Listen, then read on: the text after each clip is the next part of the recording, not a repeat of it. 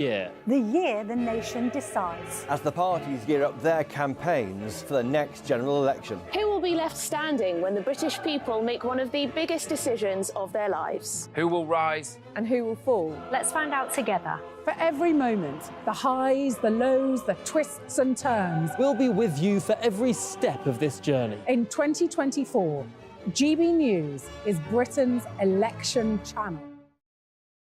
I think the most exciting bit for me is talking to people. People who I think are ignored often by the major news channels. We're going to give news they want to hear. There's a voice there that needs to be heard. I think there's a chance here for a diversity of opinion to be expressed, which you don't find elsewhere. It's really exciting. We don't hold back. We're free to say how decisions that are taken here Affects us all around the country. Only on GB News, the People's Channel, Britain's news channel.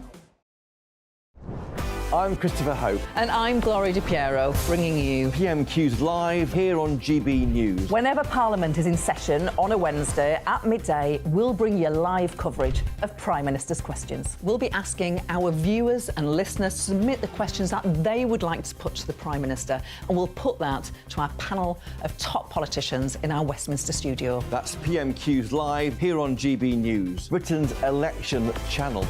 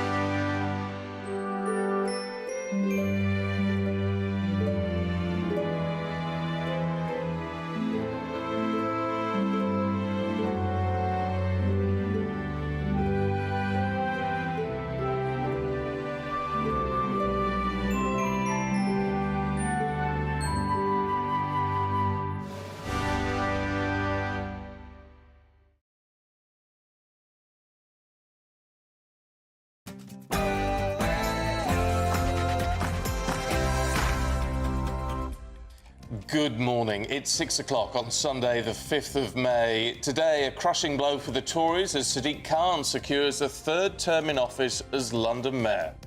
It's Londoners who inspire me every day to continue our mission of building a fairer, safer and greener London. And in what I hope will be a year of great change, a future Labour government led by Keir Starmer working with us in City Hall will mean we can go much further and accomplish so much more. Well, more misery for Rishi Sunak in the West Midlands as Andy Street suffers a shock loss to Labour in their mayoral race. Donald Trump scheduled to return to court tomorrow for his hush money trial. We're going to be taking a look ahead. The King's return to royal life as he takes on around 300 new patronages, including some that were close to his mother's heart, as Prince Harry prepares to return to the UK. And of course, it's bank holiday weekend, so we're going to be talking to a retail expert about how you could bag a bargain this May. Good morning. It's taken 22 years, but Ipswich are finally back in the big time as victory over Huddersfield propelled them back to the Premier League. In the title race, 4 goals for Erling Haaland helped Manchester City keep pace with Arsenal as he hit back at family nemesis Roy Keane. More later. The mixed picture for the rest of the bank holiday weekend with sunny spells for some, but also some outbreaks of rain and also some showers. I'll have all the details coming up soon. Morning to you, I'm Stephen Dixon. And I'm Ellie Costello, and this is Breakfast on GB News.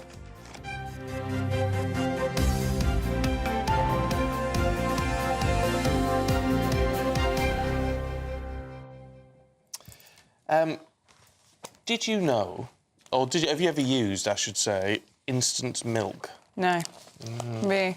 No, because apparently it's becoming popular amongst some users again. You know, that sort of, what do they call creamer Oh, yeah, that's a very American thing, isn't it? Creamer? You sort of get it in hotels sometimes, don't you? But apparently it's making a comeback. Why? I don't know. Is it cheaper than just buying milk? I don't think It must be. Instant milk. I wouldn't even know what that looks like on the shelves. It's not very nice. Well, there's a brand. Oh, is there?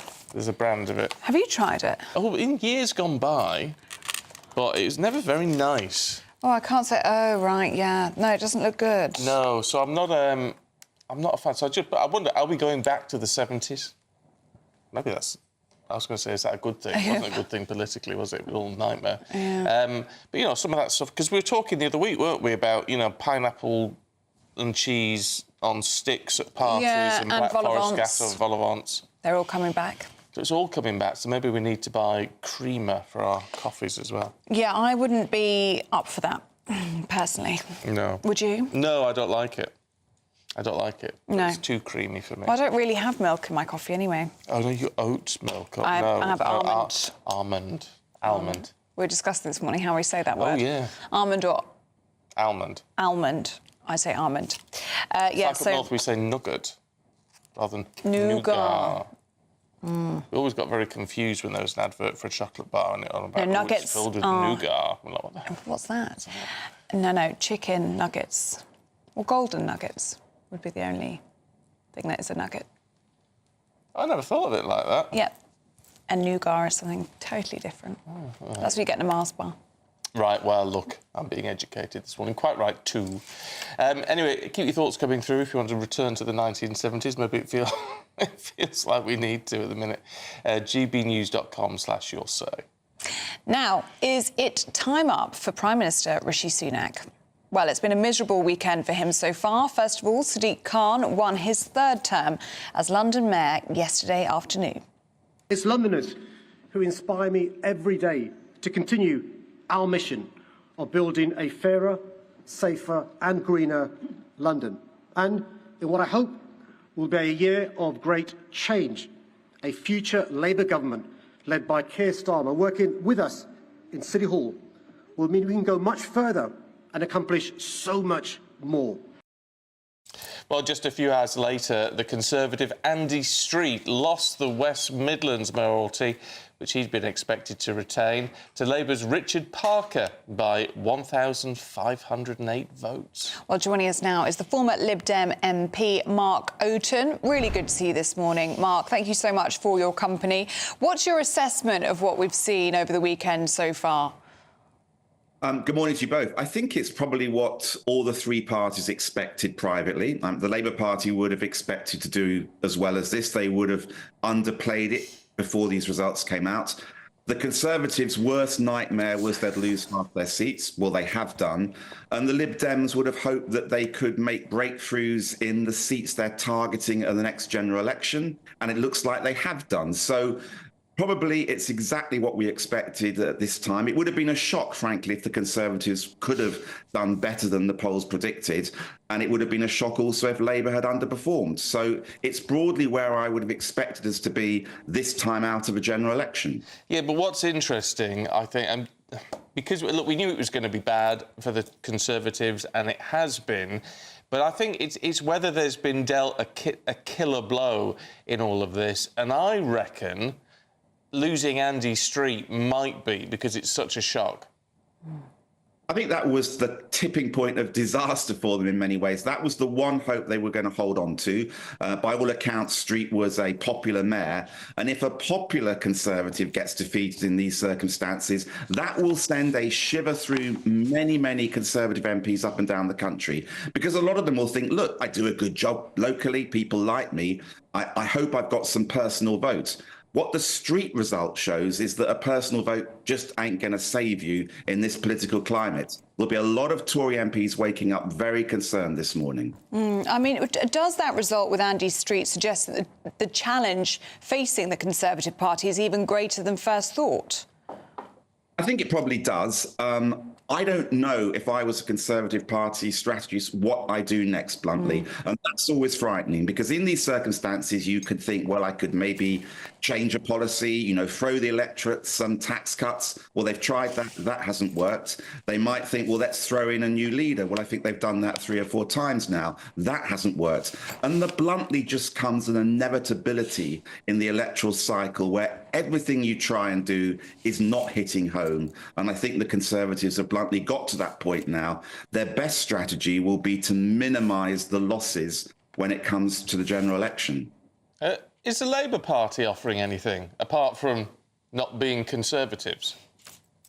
I think that's what Starmer has done very cleverly. He's not offered much. And in doing so, he shut down the opportunity for attack on policies. Now, I can remember back when I won my seat in 1997 for the Lib Dems, there was huge enthusiasm about Tony Blair. People really wanted that change.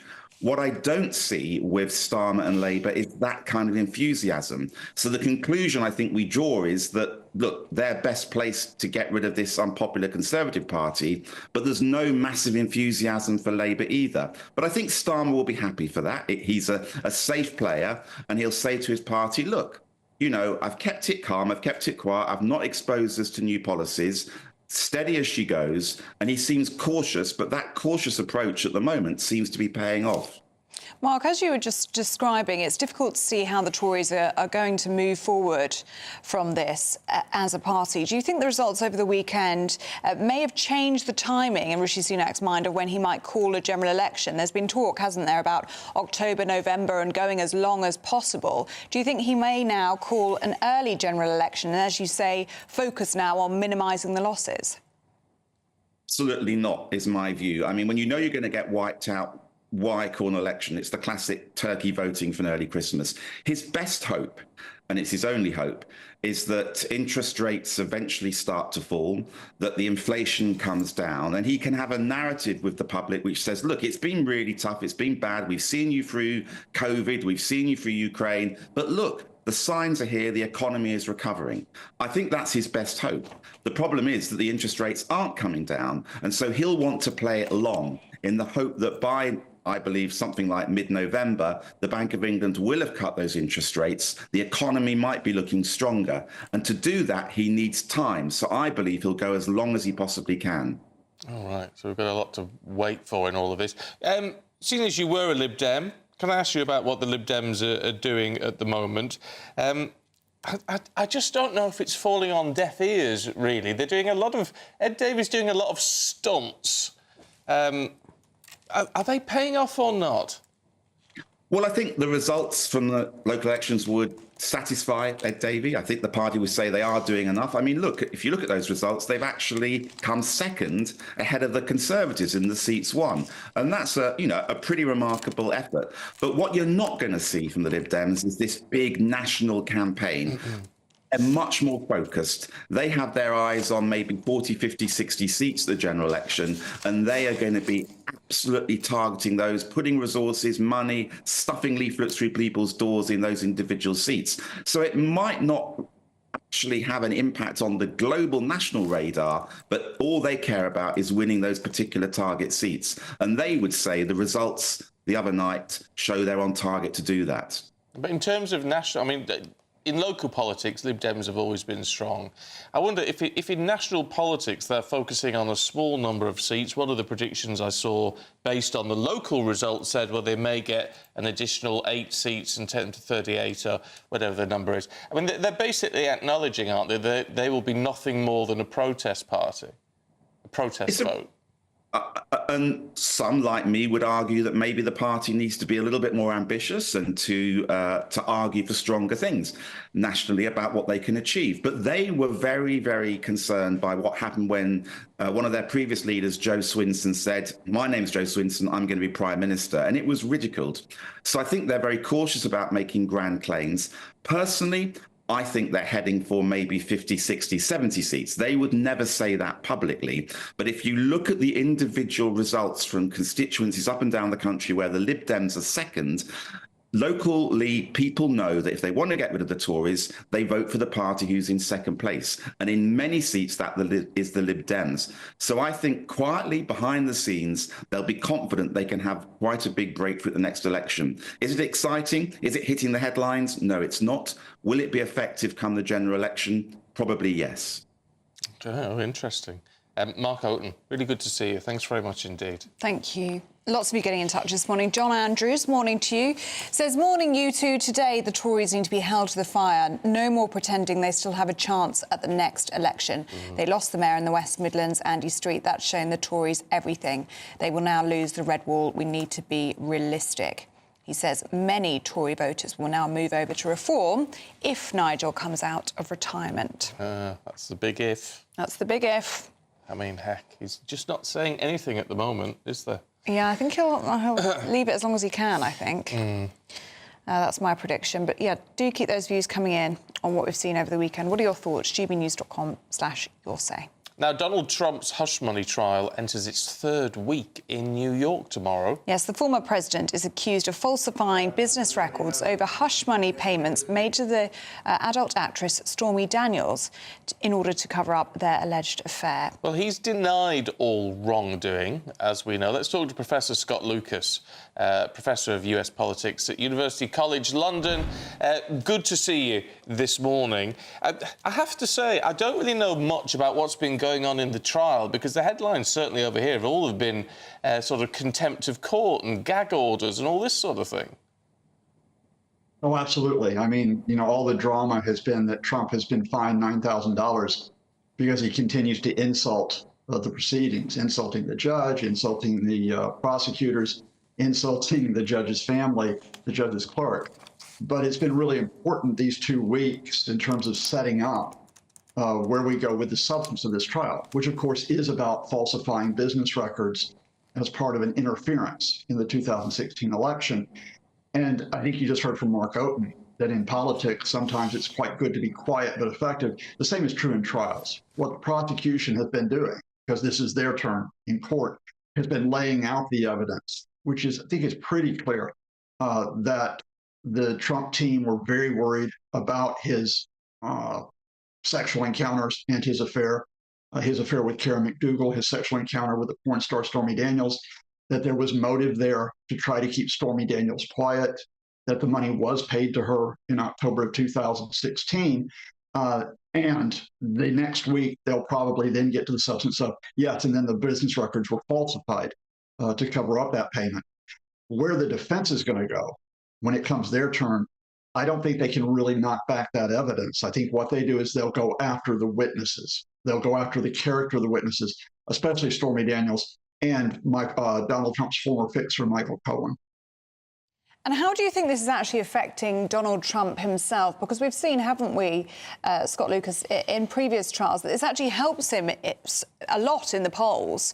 It feeds into his narrative, doesn't it, of him versus the establishment. But actually, I think for the first time in this trial, we have seen him getting somewhat frustrated. Do you think that's because it's been such a long trial so far?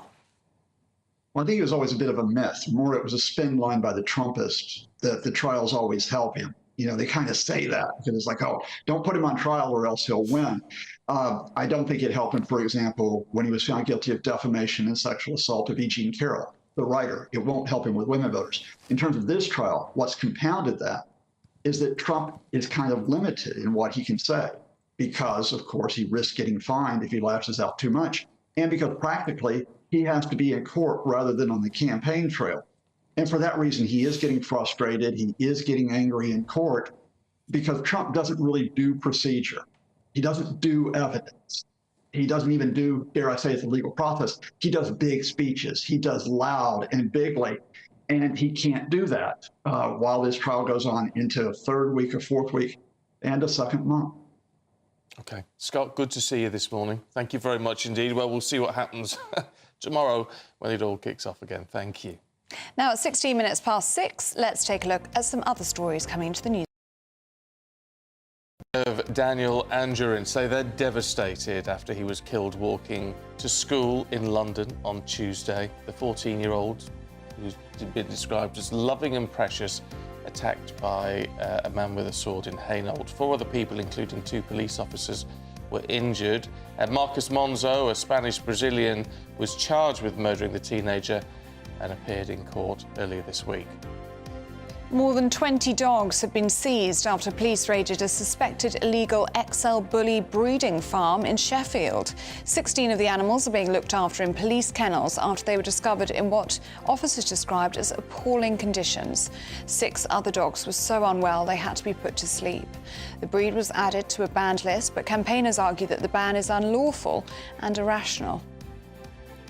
And if you've seen snakes on a plane, well, almost a reality, actually, after a man tried to board a flight with 2 of the reptiles stored, let's just say somewhere they shouldn't have been. According to airport officers in Miami, he was stopped at security after they discovered the snakes smuggled in his trousers. Well, actually his underpants, it would seem. Officials posted pictures of the snakes on social media and reassured followers that they were handed over to experts.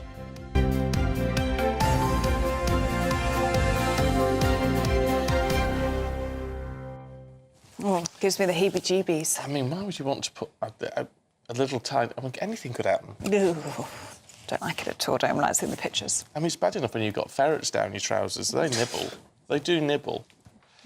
You've got to tie the bottom of your trousers, otherwise they fall out. No. Awful. Terrible. Ugh. Now, Makes my skin crawl. Yeah, King Charles takes on about 300 new patronages. Did you say that word? Patronages. You see, I struggle with It's a that difficult one. It is. Patronages. Patronages. Can't Just say it quickly. Can't get me my teeth trick. around it. Anyway, you know what I mean. Anyway, some of which are thought to be very close to his mother's heart. Well, that's as critics fear that a royal row is ensuing over Prince Andrew's home, Royal Lodge in Windsor, which is in desperate need of repair, with some questioning whether he should indeed be living there at all. All right, let's talk to former butler to King Charles, Grant Harold, who joins us now from somewhere exotic, probably, because you always seem to be away somewhere exotic at the moment, Grant. First and foremost, taking on these new roles, I don't know how much you have to do within each role, but it seems at a time... I'm a bit surprised he's done it at a time when his health is still obviously a little bit fragile. Good morning to you both from Tokyo. As you said, they have, he's taken on these patronages. I think it's to show us all that even though he's obviously got these health battles, that he's obviously fighting cancer, but at the same time, as we know recently, he started to talk about increasing his engagements.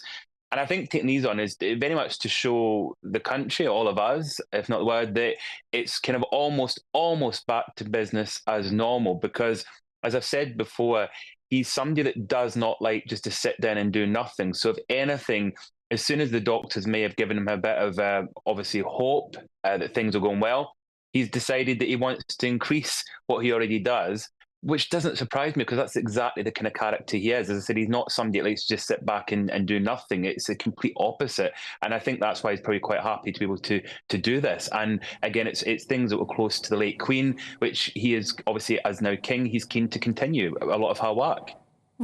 Should we talk about Prince Andrew, because it's the front page of the Sunday Mirror this morning. Apparently, the estate at Royal Lodge in Windsor is in a state of disrepair, and there's questions about whether he should be living there at all.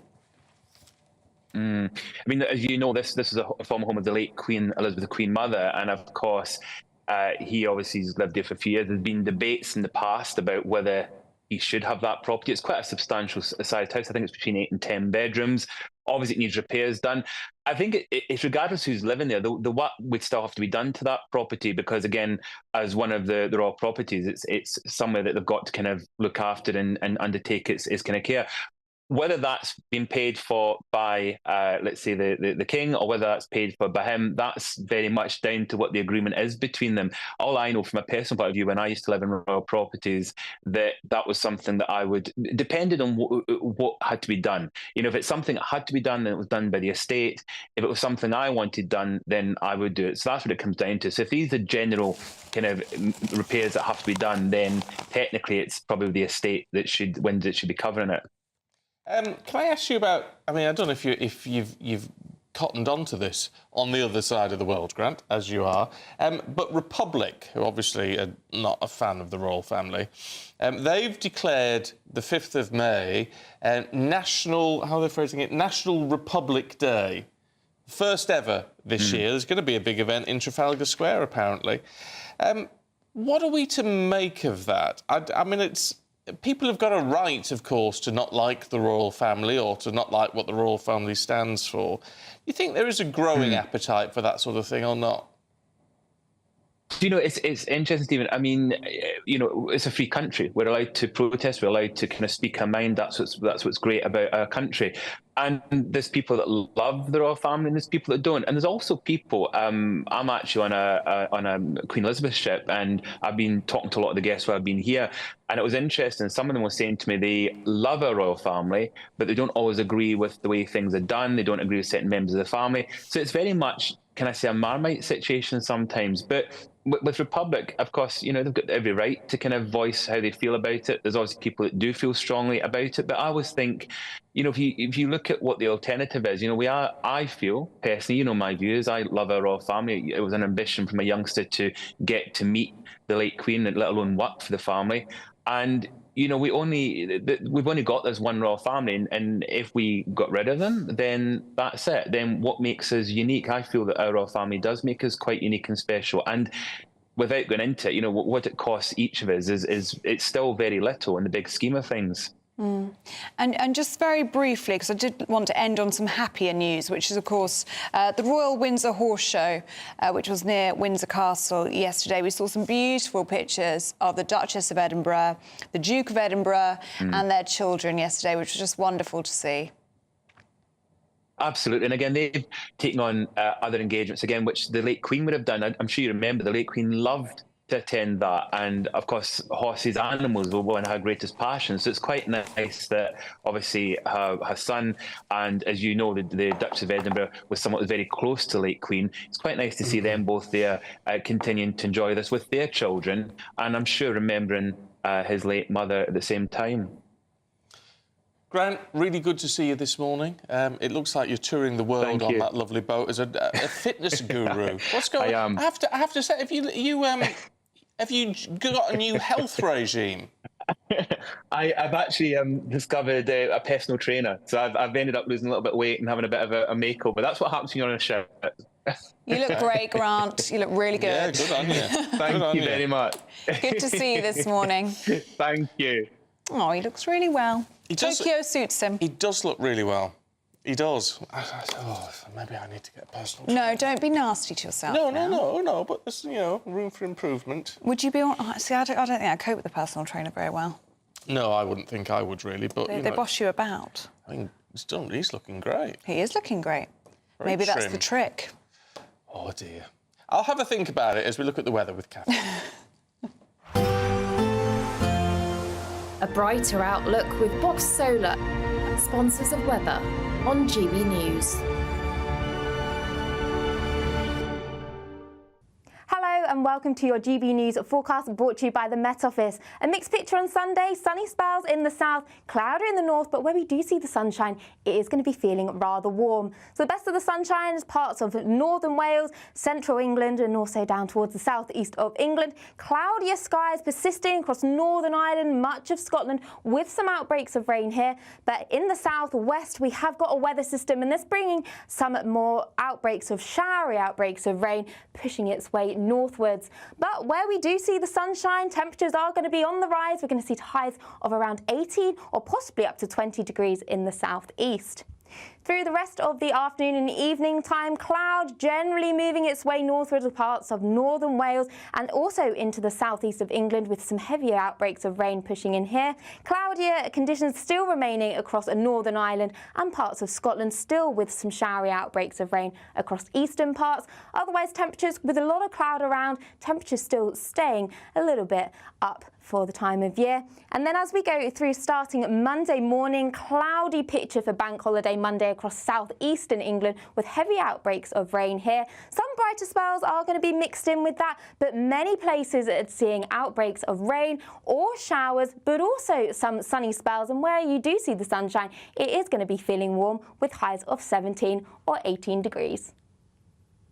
That warm feeling inside from Boxed Boilers, sponsors of weather on GB News. Now, summer is just around the corner and we want to make it sizzle for you, don't we? Oh, we do. With incredible £20,000 in cash, it's all up for grabs in the latest Great British Giveaway. Yeah, you'll have noticed it's our biggest cash prize to date, which indicates it could go up at some point in the future. Here's how you could be a winner. The next Great British Giveaway winner could be you, with a massive £20,000 in tax-free cash to be won. Imagine how you'd react getting that winning call from us. Hi, my name's Phil Cox and I won the Great British Giveaway. I'd say why not? What is it? The price of a text and £2 to enter. And if I can win it, anybody can win it. And they're going to get even more money this time round, so why wouldn't you go in the draw? For another chance to win £20,000 in tax-free cash, text WIN to 63232. Text costs £2 plus one standard network rate message. Or post your name and number to GB05 PO Box 8690 Derby DE1 9TT. UK only. Entrance must be 18 or over. Lines close at 5 p.m. on the 31st of May. Full terms and privacy notice at gbnews.com/win. Please check the closing time if listening or watching on demand. Good luck. Yes, good luck. Indeed. Now, this is one you need to pay attention to. Yes. How to bag a bargain this bank holiday weekend. She's spending far too much money. Out of her ears. It's out of your ears? Yeah, is that what they say when you're spending out of your ears? Anyway, gbnews.com/yoursay if you've ever heard that before. But anyway, we'll tell you how to save some money, or bag a bargain at least, in just a couple of minutes.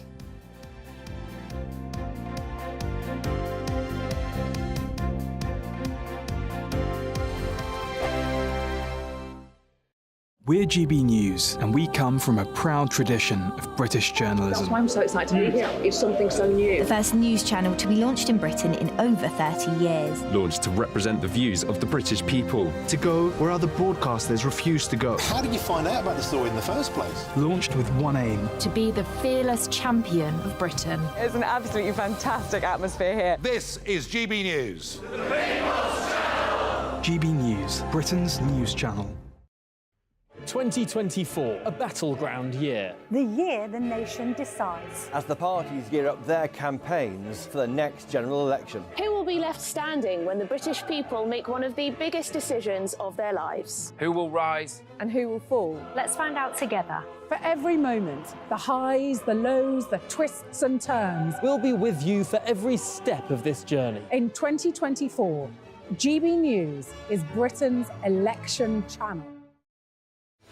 I'm Patrick Christie's. Every weeknight from 9, I bring you 2 hours of unmissable, explosive debate and headline-grabbing interviews. What impact has that had? We got death threats and the bomb threats on. Our job is to do what's in the best interest of our country. You made my argument for me. My guest and I tackle the issues that really matter with a sharp take on every story. I'm hearing it up and down the country. That was a beginning, not an end. Patrick Christie's tonight from 9 p.m. only on GB News, Britain's news channel. Sunday nights on GB News. From 6, Neil Oliver. At 7, it's Free Speech Nation with Andrew Doyle. At 9, Mark Dolan. And at 11, get set for the week ahead with headliners. Tomorrow's papers tonight. GB News, the People's Channel, Britain's news channel. I'm Michelle Dewberry, and this is GB News. The People's Channel, Britain's news channel.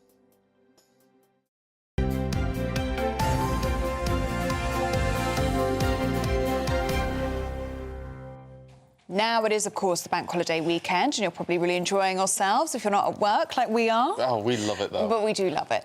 Now, if you're looking to grab yourself a bargain this bank holiday weekend, you may just have time to do it. Yeah, bank holidays are known for their sales, of course, so how do you get hold of the best deal? What are the best things to look for? Well, joining us now is Chief Economic Advisor for the Centre for Economic and Business Research, Vicky Price. Good to see you.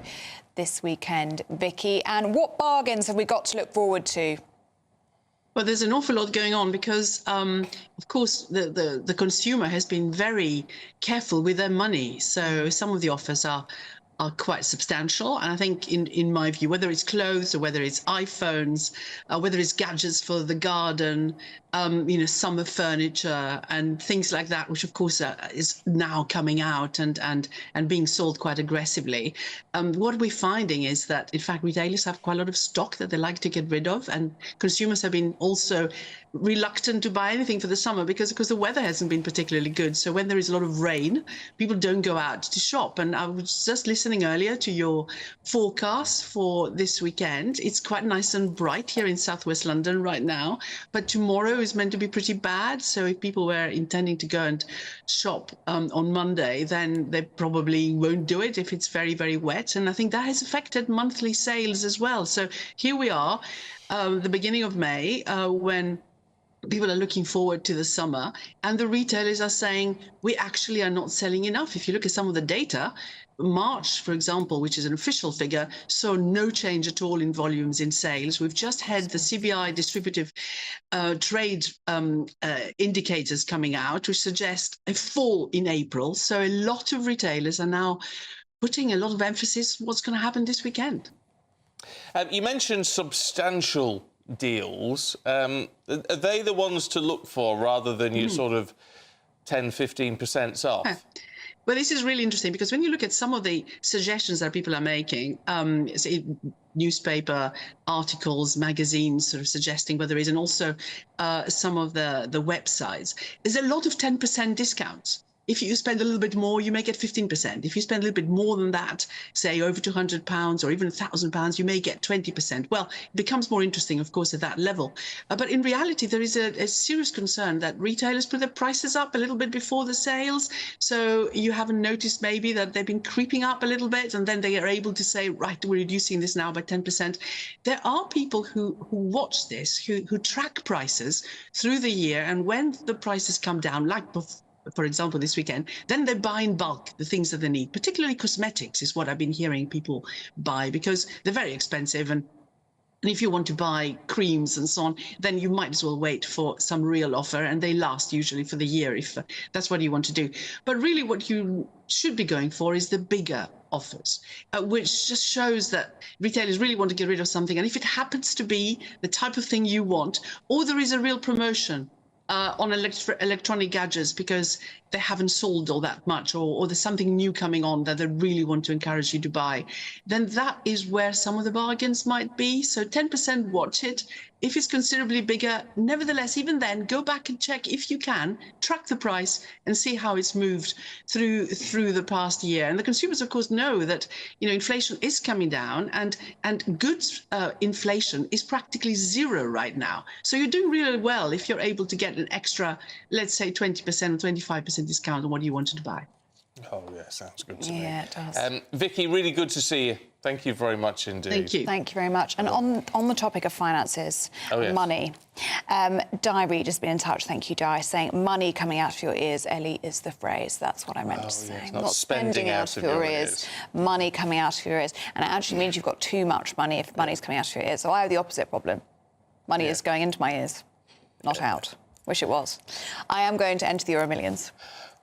Yes, I just saw you painting something very odd. I just see you going to one of those chip and pin machines. Or coins being slotted into my head. Honestly. I need something. So Euro Millions is this week, I think, so I'll be entering that. Yes. Exactly. Anyway, thank you for your help, Di. Yeah. Should we look at the sport? I think we better have. Morning. Good morning to you both. Morning. Only one place to start today. Ipswich Town. Absolutely. I mean, you in the blue and white of Ipswich Royal Blues, well, it looked like you two have I know. We're big dressed fans. for the occasion, actually. Oh, but yeah, well, there you go. Sensational yesterday. It was in their hands. They had to beat Huddersfield Town, who were all but relegated apart from barring a freak mathematical run in their favour. But they won 2-0. It's not always easy, and when the pressure's on, when you've not been in the Premier League for 22 years as well. One of the goal scorers, George Hurst, thrilled for him to get to the Premier League. His father, David Hurst, played for Sheffield Wednesday, suffered a horrific injury in his Premier League period back in the 90s and never really got back to his absolute best. I'm hoping his son can do the business there. Kieran McKenna, the manager we mentioned yesterday, 37 years old, links with Manchester United. He served as number 2 to Jose Mourinho. He served as number 2 to Ole Gunnar Solskjaer more recently. He took over Ipswich, Stephen, when they were 12th in League One. So that's 2 divisions below the Premier League. They've achieved 2 promotions in 2 years. Surely, Sir James Ratcliffe has got to be looking at this guy. He said yesterday, bring on Man United. I've got an association with this club. He's not stepping away from these links with Manchester United. They need fresh blood. Man United's owners are the sort of people who look at young, up-and-coming coaches and think to themselves, actually, maybe they tie in with our statistical model, maybe they tie in with our marginal gains model. So don't be surprised if he's linked again later in the summer, should they decide to dispense with Eric Ten Hag. But nonetheless... Should they? Well, Come on, he's gone. You think they will? Yeah, oh, God. Yeah, I think they will as well. I have to admit, he looks like rather beleaguered, doesn't he? But if you look at Ipswich, I don't want to take any shine away from what they've achieved yesterday because it really is monumental.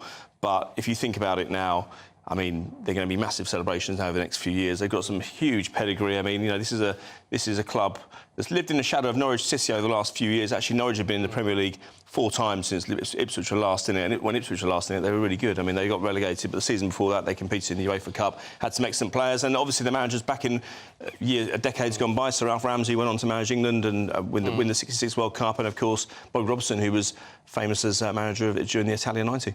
At the other end of the table, though, things are really heating up. Yes, they are indeed. So look, Huddersfield have gone down, but I just want to touch on Leeds because it doesn't finish there. Oh. Because I'll tell you why. Because Leeds have gone to the front page of the Sun on Sunday today. I'm going to hold it up to camera 8 if I can, because Elf Will buys into Leeds. Now, Will Ferrell, and I mentioned Leeds because Leeds missed out yesterday on account of Ipswich winning. So if you just take a look at that for a second, you'll see that Will Ferrell is... Oh, he has bought a stake in Leeds United. Has he? Yes, he has indeed. So he's bought a stake in 49ers Enterprises, who bought Leeds last June. Leeds, on account of Ipswich winning promotion yesterday, have to compete in... They could have gone up yesterday if Ipswich had won and Leeds had... all these Americans. Mind you, old Ryan Reynolds is Canadian, but even so... Well, it is, but I mean, I think that there's a real cachet towards these historical football clubs. Not so much Wrexham, because they've really made it into something there, but they've said, Will Ferrell's spokespeople have said that there's no plans to do a fly-on-the-wall documentary for Netflix or anything like that, but he's well by the club. He's been introduced to a few football clubs in the last couple of years, so you can see he's been speculating, but he's bought a stake in the holding company that own Leeds United. As I say, they got into the club last June. Huge disappointment for them yesterday. They're missing out. They're going into the playoffs. They lost to Southampton at home, who are also in the playoffs, and Leeds will play Norwich next Thursday. But, when you go into the playoffs, Stephen, you want to be in some kind of form. Leeds lost 4-0 at QPR last week, 2-1 at home to Southampton yesterday. You need to be in good form going in there. You need to be in a positive frame of mind. The only positivity at the moment is Will Ferrell on the front of the Sun on Sunday. Should we talk about the title race heating up between Man City and Arsenal? Yeah, this is interesting because Erling Haaland scored 4 goals yesterday as Wolves responded to Arsenal's 3-0 win over Bournemouth by beating Wolves at home 5-1. And this is interesting because Roy Keane had been criticising Haaland recently for being a League 2 striker when it comes to playing outside the box. There's history between the two families. Roy Keane injured Erling Haaland's father and ended his career back in 2001.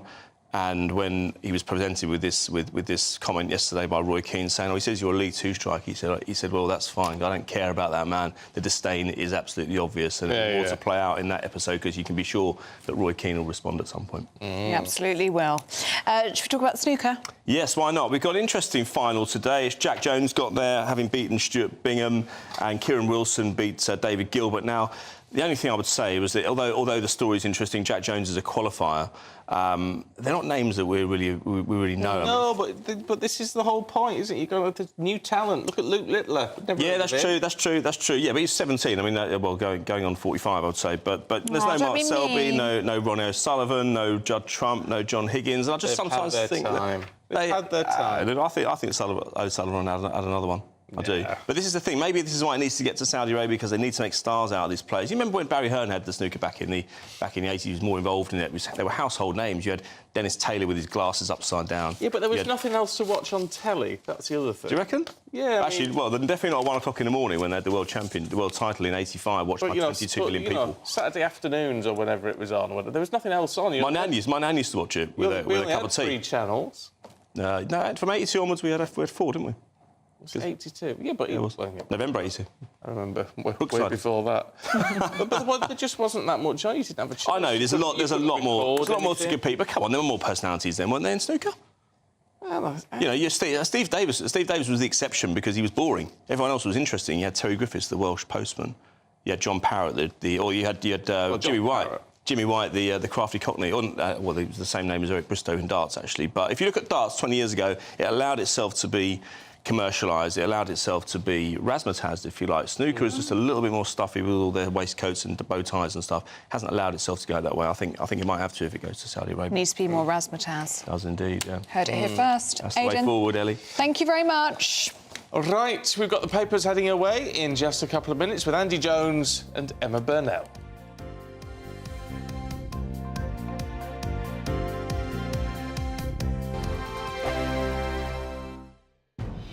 Good afternoon, Britain. Weekdays from midday. Now, a woman who 25 years ago, at the age of just 14, tortured and killed her 71-year-old grandmother was last month released from prison on licence.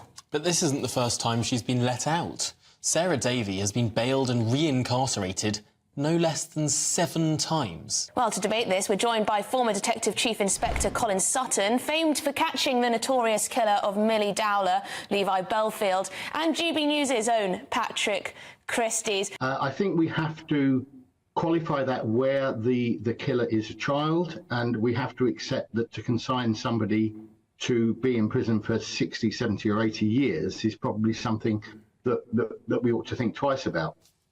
So I understand why this happens. I understand the outrage. I really understand the outrage. I think that 14-year-olds who kill should be given a chance to rehabilitate? Yes, I do. Do I think that somebody who's had 7 such chances and blown them away deserves an 8th chance? Then probably I think that's a lot more doubtful. I would have thought that by chance, sort of 3 or 4, they'd have got the picture, but clearly not. Patrick, what do you make of it all?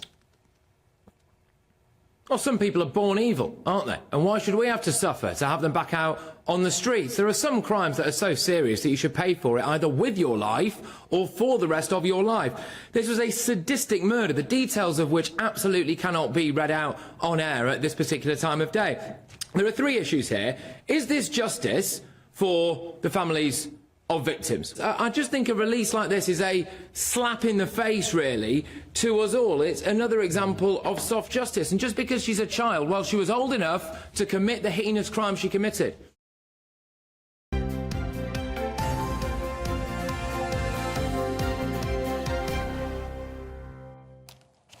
Welcome back to Breakfast. Should we look at some of the newspaper front pages today? I think we better had Sunday Mirror leads with Prince Andrew's crumbling royal lodge that he could be evicted from. The Mail on Sunday leads with the King receiving a major boost in public confidence as a new poll shows Brits think he's doing a great job. The Observer has Keir Starmer's call on Rishi Sunak to call an election without delay. The Sunday Telegraph leads with Labour winning the mayoral elections in West Midlands and London. Sunday Times has Middle England boosting Starmer's hopes of number 10. Well, joining us now to go through the papers this morning is Andy Jones and Emma Burnell. Really good to see you both this morning. And Emma, should we start with you and the Observer front page this morning? This is Sir Keir Starmer. Yeah, Keir's calling for a general election. You would expect no less after the weekend that he's had. Although Labour have been calling for a general election for quite some time now. About 4.5 years. Well, yeah. I mean, it's the opposition's job, really, well, isn't it? yes. And after the results of the mayoralties, Sunak was pushing very, very hard the line that he would retain both Ben Houchen in Tees Valley and Andy Street in the West Midlands. I mean, the Andy Street thing is I think, is the biggest shock of this whole election. Frankly. Absolutely. I didn't expect that, I'll be completely honest. I'm wearing my partisan colours today. I'm a Labour supporter, I always have been. I did my leafleting for Sadiq, and clearly it was me what won it. Why Sadiq? Because, I mean, obviously the issue with... Maybe it's just politics, but the issue a lot of Londoners seem to have with Sadiq just shows that he is a divisive character. Well, people say Doesn't London need more of a unifier? I mean, one of the things that Sadiq has done, particularly in terms of where the Labour Party was 4 or 5 years ago, is really reach out across faith communities. He is a devout Muslim man, but he is actually very well respected in the Jewish community, for example, for all the work that he's done to try to bring those communities together. And particularly in the last 6 months, that's been incredibly hard with everything that's going on. So people say he's a divisive character. I would say that if we'd had his chief opponent, Susan Hall, I would say she's a considerably more divisive character, and we would not have seen a bringing together of Londoners under any mayoralty that she may have run. Now, there were very, very odd rumours flying around on, I think it was Friday night, that Susan Hall might have won it. In fact, Sadiq Khan increased the percentage majority that he won by. I mean, that was very odd, because, I mean, all the briefings were it was on a knife edge, she may have just taken it. I think it suits everyone when the people are going out to vote and just afterwards to say it's been very, very close. Labour want people to get out and vote. The Conservatives this was after the vote. No, I understand that, but they were saying it was a lot closer as we were going through the week. It was a very strange thing, but I think it was taken from sort of 2 or 3 quotes from different people. I don't think it was a universal thing. You see a lot of this repetition in the media where somebody says it's close and then that goes absolutely everywhere. And it's where it takes so long to count. What caused that was that the turnout in the outer London boroughs had gone up and turnout in inner London boroughs had gone down. Yeah. And there's still this sense, this hangover sense in many ways, that the outer London votes Tory and inner London votes Labour. But actually we've seen a massive dispersal of Labour votes out to the outer boroughs, out to the home counties. And this is why there are places that are going Labour that weren't traditionally Labour for many, many years, because the cost of living and the cost of living in zones 1, 2 and even 3 London is so increased that people who are in traditional sort of Labour positions, Labour families, you see them moving down those train lines, out along the tube lines, out to those outer boroughs. And I think the demographics are really changing. And that's something to watch, certainly at the general election. There's a number of seats in the home counties, in those outer boroughs. One of the ones that I've got my eye on, not least because my parents live there, is Chingford and Woodford Green, where Ian Duncan-Smith is the representative, which is really quite high on the Labour and a lot of the list. Conservative voters are moving out, aren't they, as well? So you've got sort of the younger people moving out, and then the Conservatives moving even further out. Yeah. I think it's quite interesting. I thought we'd have a lot more punchy quote from Conservative ministers this morning, but it's almost like they've given up as well. It's almost like nobody even wants to change the leader because no one wants to be the leader because no one wants the general election defeat that's coming up on their CV. Well, it was quite interesting what James Cleverly had to say, if I can find it now. But he essentially was saying, look, it was tough, there's no point in pretending otherwise, but he says voters that have drifted away, as he describes it, will come back to us in time for the general election. So he's making out that this is haven't got a lot of time for them to come back. I think it's really interesting that Andy Street lost. I mean, Andy Street campaigned without mentioning Conservatives at all on any of his literature. He was broadly pretty popular in the Midlands. So what happened there, do you think? I think it's a pushback nationally. I think Andy Street was I don't know how close he was to quitting over the HS2 debacle that's impacted the Midlands, but I think he was universally seen as obviously the incoming Labour mayor was very, very complimentary about him. I know they're obliged to say nice things, but he did seem genuinely. No, he went further than you would traditionally go. I thought that was really classy on both of their parts. I think he was reasonably seen as a decent guy, and whatever you thought of him, he was tremendously hard working. But he vanquished any mention of Conservatives on his literature, and he was still beaten. And the other interesting thing as well, I think the issue of a lot of people who were very pro-Palestine were supposed to be voting against Labour because of obviously Keir Starmer's more neutral stance, and I don't think that's happened. Well, the I think Independents did take, I think it was 60,000 votes. Yeah, which, that is quite a lot. I don't think it was the seismic thing that we were expecting. I'm talking nationally, but I don't think it was the seismic thing that we were expecting. Sadiq Khan was expected to lose a lot of votes because of Keir Starmer's stance, and I think it's important and interesting that people are still voting on British lines rather than international ones. Let's have a look at the Sunday Times, Andy. Head teachers wanting a clampdown on bad behaviour, but not from pupils. No, we're getting... and anyone who knows teachers will know that this is becoming an increasing problem where parents perhaps are very, very protective of their children in a way that goes beyond what is acceptable. Parents being abusive, parents being aggressive, parents turning up at the schools, parents sending in both terms of online communications and literature. But it's almost this view that parents now think that teachers are supposed to parent their kids for them. And they always... And kids, we hear now, you know, we hear a lot of discussion that kids are... that they don't respond well to discipline, but parents won't even let you discipline their children in terms of telling them off. Why is my boy being told off? What have you said about my daughter? This is unacceptable. And it's become an aggressive, almost problematic thing. And at the National Association of Head Teachers conference yesterday, intimidating behaviour is almost commonplace, and they want national action of it. They're going to have a sort of a movement to have a campaign about it, no abuse, be respectful to teachers.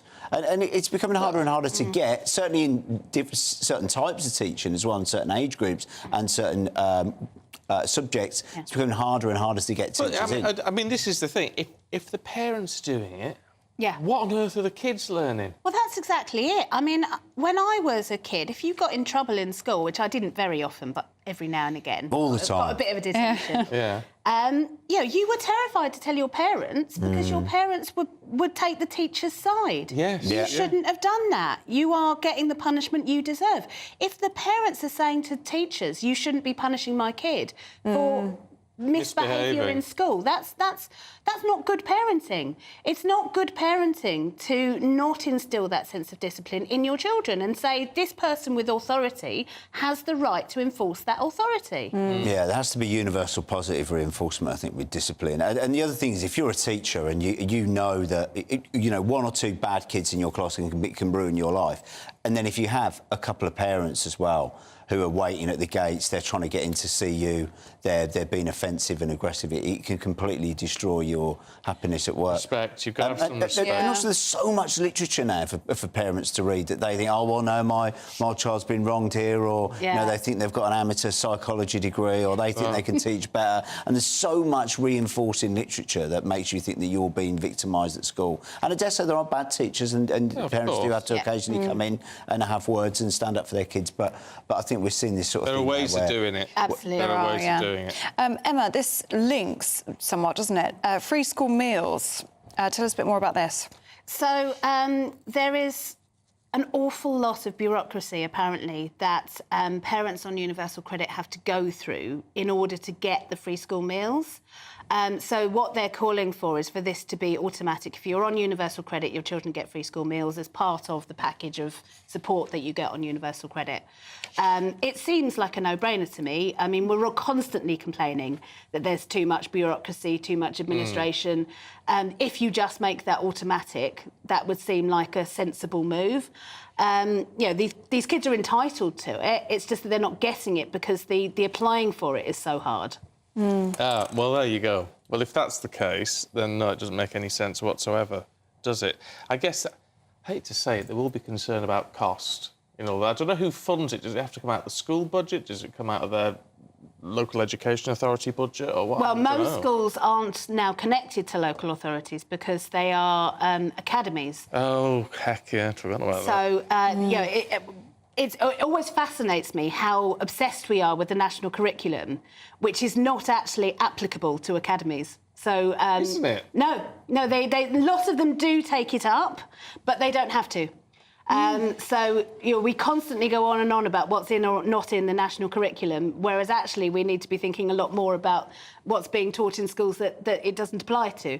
And the same is true of free school meals. You know, we need to make sure that this is happening across the piece, whether it's a local authority-run school or whether it's an academy. And that's why I think universal credit, being the automatic qualifier, would make sense. You would think so, wouldn't you? Yeah, you think if you've done the expansive discussion of universal credit and you've been signed off for that, that free meals would be part of that. Yeah. But the bureaucracy is very, very difficult. Obviously, there's language issues, and I think there's questions about, you know, whether or not people should be able to speak English, and etc. But I think, but also universal credit is so open to fraud, isn't it? We had that case in North London where that one family had taken £54 million in fraudulent universal credit. Yeah, well, that's our responsibility, or government responsibility, to make sure it's being dished out properly. But absolutely. Right, yeah, no, just stop you now, Andy. It's all right, chatty Cathy this morning. Thank you very much indeed. We'll see you later. Let's have a look at the weather with Catherine. A brighter outlook with Box Solar, sponsors of weather on GB News. Hello and welcome to your GB News forecast brought to you by the Met Office. A mixed picture on Sunday, sunny spells in the south, cloudy in the north, but where we do see the sunshine, it is going to be feeling rather warm. So the best of the sunshine is parts of northern Wales, central England and also down towards the southeast of England. Cloudier skies persisting across Northern Ireland, much of Scotland, with some outbreaks of rain here. But in the southwest, we have got a weather system and that's bringing some more outbreaks of showery outbreaks of rain, pushing its way northwards. But where we do see the sunshine, temperatures are going to be on the rise. We're going to see highs of around 18 or possibly up to 20 degrees in the southeast. Through the rest of the afternoon and evening time, cloud generally moving its way northward to parts of northern Wales and also into the southeast of England, with some heavier outbreaks of rain pushing in here. Cloudier conditions still remaining across Northern Ireland and parts of Scotland, still with some showery outbreaks of rain across eastern parts. Otherwise, temperatures with a lot of cloud around, temperatures still staying a little bit up for the time of year. And then as we go through starting Monday morning, cloudy picture for Bank Holiday Monday across southeastern England with heavy outbreaks of rain here. Some brighter spells are going to be mixed in with that, but many places are seeing outbreaks of rain or showers, but also some sunny spells. And where you do see the sunshine, it is going to be feeling warm with highs of 17 or 18 degrees. That warm feeling inside from Boxed Boilers, sponsors of weather on GB News.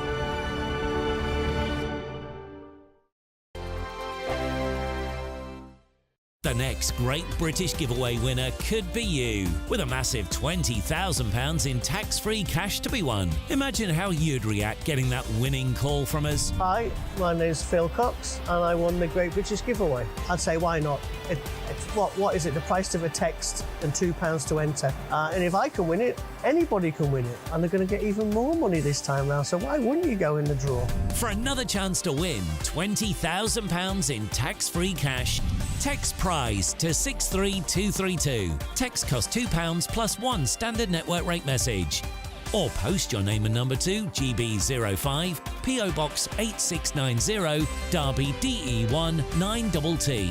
UK only. Entrance must be 18 or over. Lines close at 5 p.m. on the 31st of May. Full terms and privacy notice at gbnews.com/win. Please check the closing time if listening or watching on demand. Good luck. Every Saturday, 10 till 12, we'll bring you all of the news that you need to know. We'll also remind you that there is so much to smile about. It's my favourite time of the week. I get to relax, enjoy some light-hearted stories, and let Ellie teach me about fashion too. That's Saturday Morning Live, every Saturday, 10 till 12. Only on GB News, Britain's news channel. Every Sunday from 11, join Michael Portillo. There will be topical discussion, looking at the week before and the week to come. So kick back and relax at 11 a.m. on Sundays on GB News with me, Michael Portillo. GB News, the People's Channel, Britain's news channel. Join me, Neil Oliver, every Sunday night at 6 p.m. on GB News. And if an hour is not nearly enough for you, go to gbnews.com for special extended episodes online every Friday at 9 p.m, where we can truly get into the nitty-gritty of what's going on. GB News, Britain's news channel.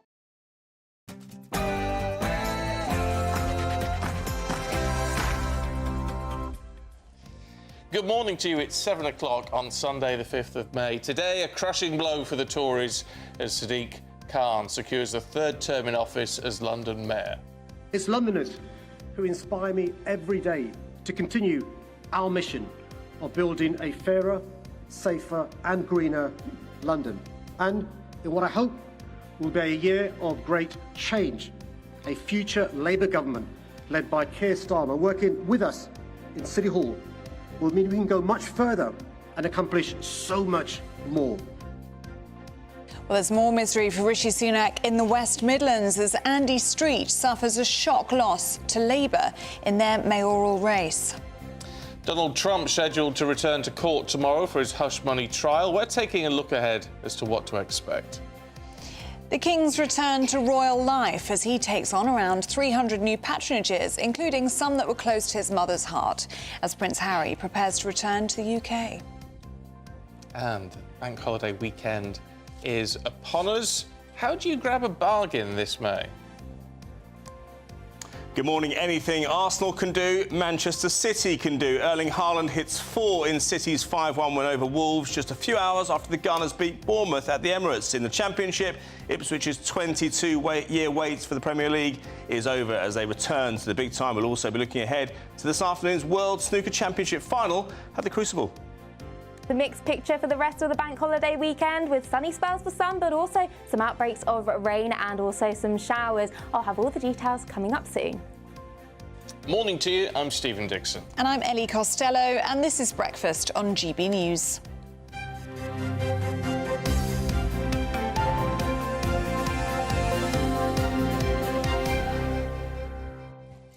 Loads of you getting in touch this morning. Yes, I was going to... Stuart Lomas talking about badly behaved parents. The question is, says Stuart, what are they annoyed about? Well, and he talks about, well, are they annoyed at certain agendas and things? No, that's not what they're getting annoyed about, really. It's just that if there's a fallout between a teacher and a pupil, I mean, basically a pupil being told off, it's parents automatically backing up their child rather than saying, well, the teacher must have had a point. I'm questioning the teacher's authority, really. So that's the problem. And that's a basic drop of respect. You should respect... The teacher's the one there dealing with that situation. And you can't believe a child's perspective on that, necessarily. I mean, if a child's misbehaved, they go, I didn't do anything wrong. It's just what you're going to say, Of course, that's what they'd say, yeah. So you've got to take a more rounded view, I think, and just teach children to have some respect to whoever's in charge. Yeah, and trusting the teacher and the job they're doing, because it's a tough one. Daniela's been in touch saying, morning, ENS. Love seeing you two on GB. Happy Orthodox Easter to those celebrating today. Of course. Orthodox Easter? I didn't realise it was Orthodox. Yeah, if you're Greek Orthodox, you are celebrating Easter today. And you get the red eggs, don't you, and you knock them together. I'm not aware of that. Isn't Russian Orthodox as well on that, as just Greek? I'm going to say, I don't know. Hang on. I don't know much about the sort of Orthodox Church in that sense. Yes, it is. Well done. Oh, thank you. Yeah, very good. Yeah. Orthodox Russians and Greeks are celebrating Easter this weekend. So happy Easter if you're celebrating. Yes. Oh, now, Janet McGrady's been in touch on consumer spending. She says, people aren't spending. My friends and myself are between 75 and 80. We like... Oh, here you go. After your own heart. She likes clothes, shoes and sandals. Yep. We can't see anything that we like. We go out shopping, come back with nothing. Not everyone wants dresses that go out in tears. Like the style? Yeah. What would you call that?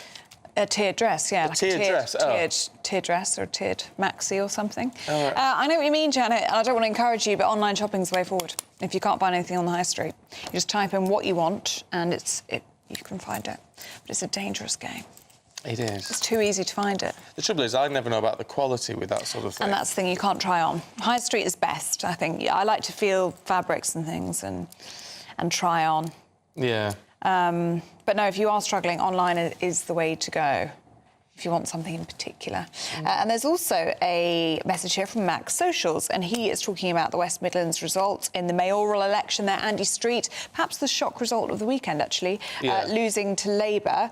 He says, I've met Andy Street. He's a sharp-minded businessman. He ran John Lewis. He knows how to balance economies with the needs for services. So many people are really shocked. He was a popular figure there, wasn't he? Yeah, but why that's such bad news for the Prime Minister is that he was a very popular figure and it was a very close-run thing. And so even though I haven't seen the speech, but even the person, the Labour candidate who's beaten him, was very, very nice to him in his speech. But it just shows that there is a general overwhelming feeling either towards Labour or against the Conservatives, depending on how you view it, which shows they're on the ascendancy, properly on the ascendancy. Yeah. The same with London, actually, whereas all this talk about it being tight, and then what happens? Sadiq Khan actually increases his majority.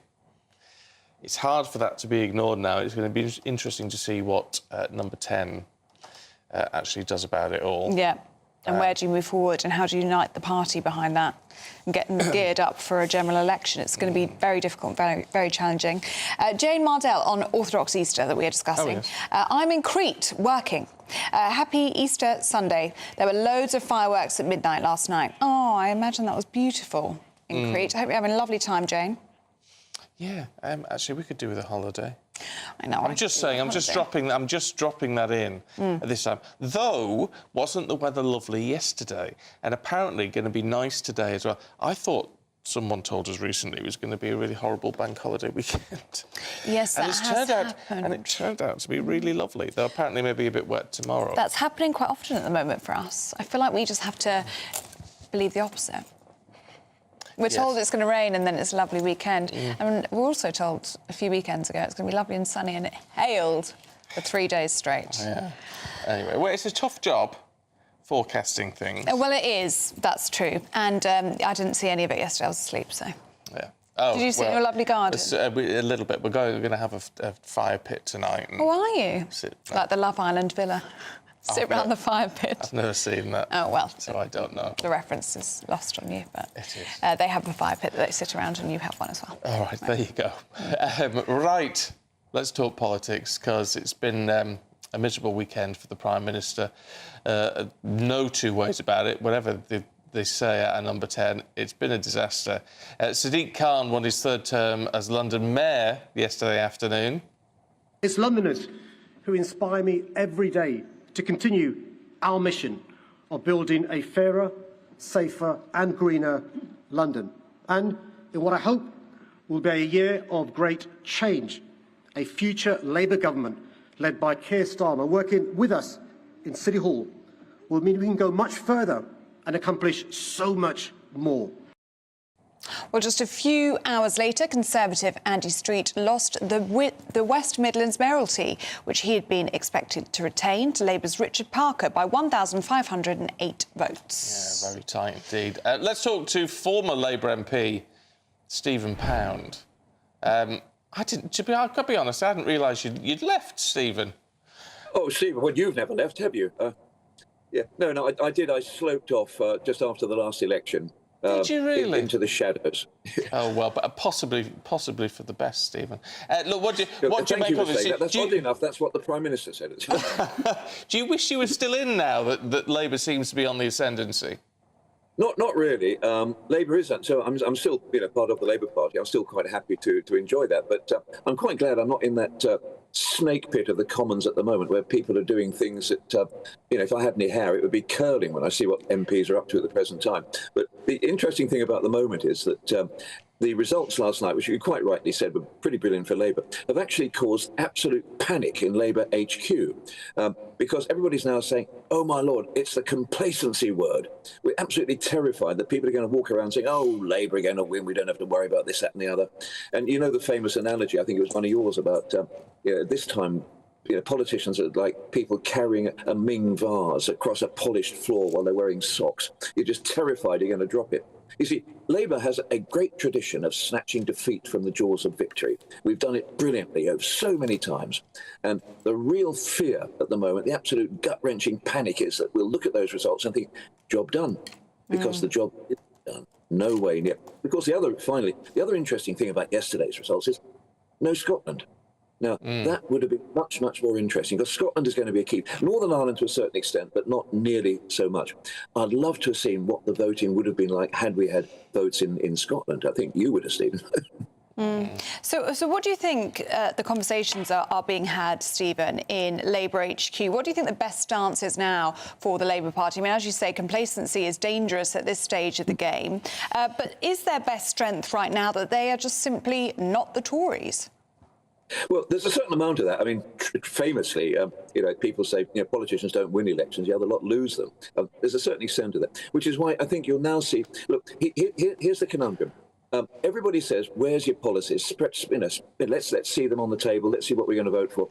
But the reality is you don't actually say what you're going to do until pretty close to the election. However, nowadays, in this sort of retail politics world where people actually want to see the menu before they order the meal, the Labour Party is having to actually flesh out its policies, particularly the reversal to public ownership of utilities like water.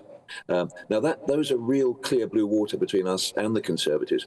And I think a lot of people in the Labour Party have been quite happy to say, look, we'll show you our policies on the evening before the election. But in reality, we can't now do that because people would say, look, you are, in effect, a government in waiting. Let's see what you're going to put on the table. So that's what everybody will be thinking about at the moment in Labour Party HQ.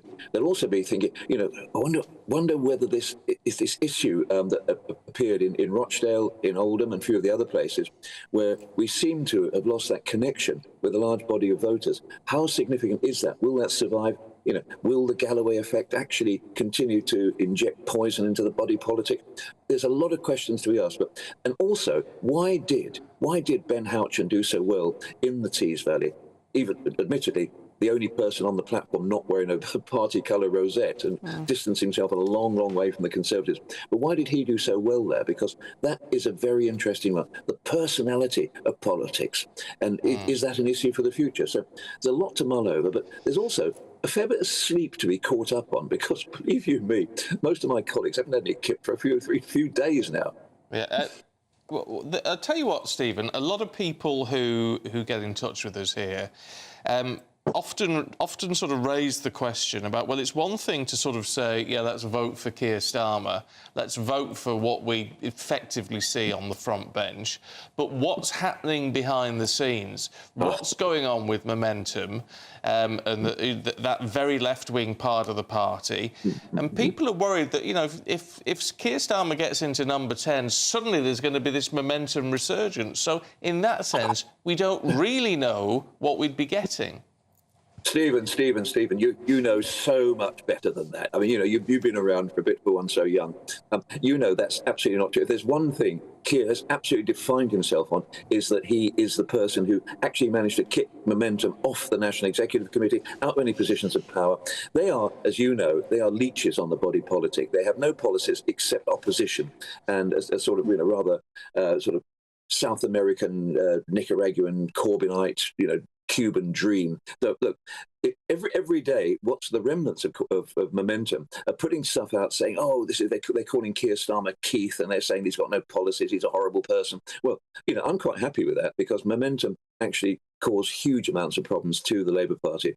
Keir Starmer is just about as anti-Momentum as you can get. Famously, people say, the Labour Party spends more time with internal fights and fighting the Tories. Well, I think the internal fight has been won. If you look at the composition of the leadership of the Labour Party now, there are no Momentum figures in it. And to suggest that this is the old, remember that horrible thing about David Steele and David Owen, about one was in the other's pocket, and as soon as the election's over, one pops up. Well, believe you me, a bunch of student politicians wearing keffiyehs and waving Palestinian flags aren't going to suddenly emerge out of the shadows and say, ha-ha, we are now the secret Labour front bench. Stephen, that ain't going to happen. Stephen, whilst we've got you, we are running out of time, but I did want to ask you about the shock results in the West Midlands, perhaps the most shocking result of the weekend, actually. Andy Street being unseated. He was a very popular character there, seen as the golden boy for the Tories in the West Midlands. But the fact that he's been unseated, does that suggest that the Tories are facing a much greater challenge than first thought? Yeah, you're right to concentrate on this. A couple of very interesting things about this. Basically, Richard Parker was extremely gracious in his comments. I think it's interesting how Sadiq, in his acceptance speech, didn't actually congratulate the other people who had stood, which is, and I think obviously he's in a hurry, one thing and another. But Richard Parker recognised that a great deal of the work that Andy Street had done. And Andy Street was another non-politician politician. He comes from John Lewis, he's a very friendly with certain with Tory politicians. But, you know, he was a man who actually placed himself outside the Tory party. He also did a great deal of good work. But the key thing about Andy Street and Richard Parker is the Muslim vote in Birmingham and the chaos and the crisis, the financial crisis in Birmingham City Council. Most of us thought, in all honesty, it would be very, very difficult to sell Labour in the West Midlands on the doorstep. Most of us thought that with a very, very high concentration of Muslim voters, it was going to be pretty difficult to win. We have won, which means that the actual strength, the bedrock of Labour vote is a lot stronger than we thought it was. And, you know, that rather cheers me up on this gorgeous, sunny Sunday morning. Stephen, as always, it's good to see you. And he's got his GB News mug. Very good. Thanks, Stephen. Cheers. Yeah, well, interesting. Interesting. And as we often say, it's when you get politicians who are out of politics, then, and you can get a real sort of sense of what they actually think, rather than having to toe the party line. I know, it's good. It's very interesting, that. The best analysis, isn't it? Someone who's been there, done that, got the T-shirt, and can now look at it from the outside. Yeah, interesting. Whether you agree with him or not, let us know. gbnews.com/you'll say. Now, at 16 minutes past 7, let's take a look at some other stories coming into the newsroom this morning. Well, the family of Daniel Ajorid say they're devastated after he was killed walking to school in London on Tuesday. He was described as loving and precious. As we know, he was attacked by a man with a sword in Hainault. 4 other people were also injured. More than 20 dogs have been seized after police raided a suspected illegal XL bully breeding farm in Sheffield. 16 of the animals are being looked after in police kennels after they were discovered in what officers are describing as appalling conditions. 6 other dogs were so unwell they had to be put to sleep. The breed was added to the banned list, but campaigners argue that the ban is unlawful and irrational. And here's one to make you squirm. If you've seen snakes on a plane, well, it almost became a reality with these little ones. Anyway, this is after a man tried to board a flight with 2 snakes in his underpants. He was stopped, thankfully, at security in Miami. And the little fellas have been handed over to experts.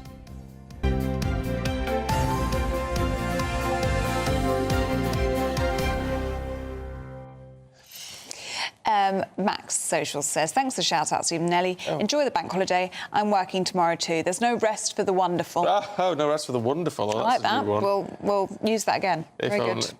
If only it were true. All right, let's see what the weather is going to do for us today. Here's Catherine. Looks like things are heating up. Boxed boilers, sponsors of weather on GB News.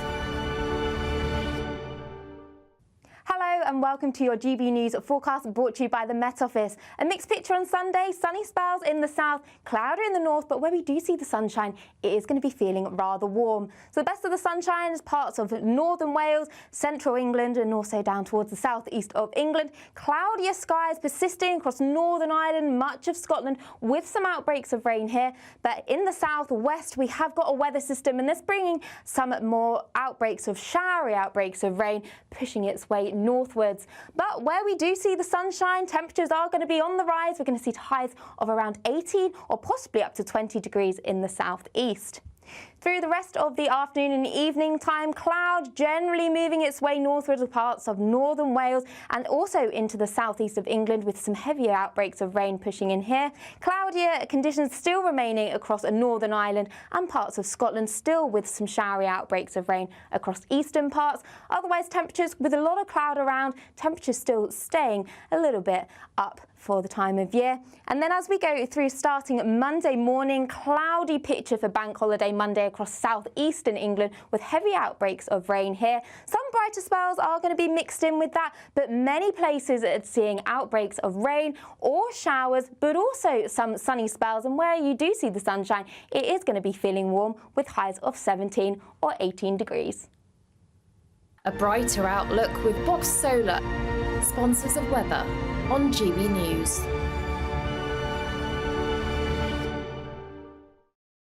well, whatever the weather actually turns out to be. We want to make it sizzle for you this summer with £20,000 in cash up for grabs in the latest Great British Giveaway. Yes, it's our biggest cash prize to date, and it could all be yours. Here's how you could be a winner.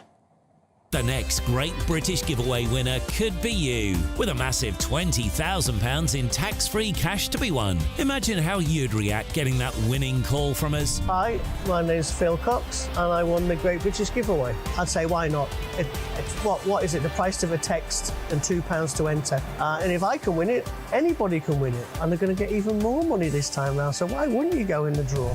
For another chance to win £20,000 in tax-free cash, text WIN to 63232.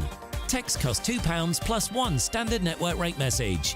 Or post your name and number to GB05 PO Box 8690 Derby DE1 9TT. UK only. Entrance must be 18 or over. Lines close at 5 p.m. on the 31st of May. Full terms and privacy notice at gbnews.com/win. Please check the closing time if listening or watching on demand. Good luck. Yes, good luck indeed. Oh, yes. Now, still to come for you, we're looking at special needs schools, apparently in crisis. We'll find out more in just a moment. Are the newspapers getting you down? My wife didn't divorce me that month. Struggling to separate the wheat from the chaff? I know that it's a bit of a circus at the best of times. Well, don't worry. Headliners has got you covered. We'll take the burden of reading the day's news, and if we get depressed, who cares? It's an occupational hazard, frankly. That's Headliners on GB News from 11 p.m. till midnight, and the following morning, 5 till 6 a.m. on GB News, the comedy channel. Nah, just kidding. Britain's news channel. I'm Christopher Hope. And I'm Gloria Di Piero, bringing you PMQ's live here on GB News. Whenever Parliament is in session on a Wednesday at midday, we'll bring you live coverage of Prime Minister's questions. We'll be asking our viewers and listeners to submit the questions that they would like to put to the Prime Minister, and we'll put that to our panel of top politicians in our Westminster studio. That's PMQ's live here on GB News, Britain's election channel.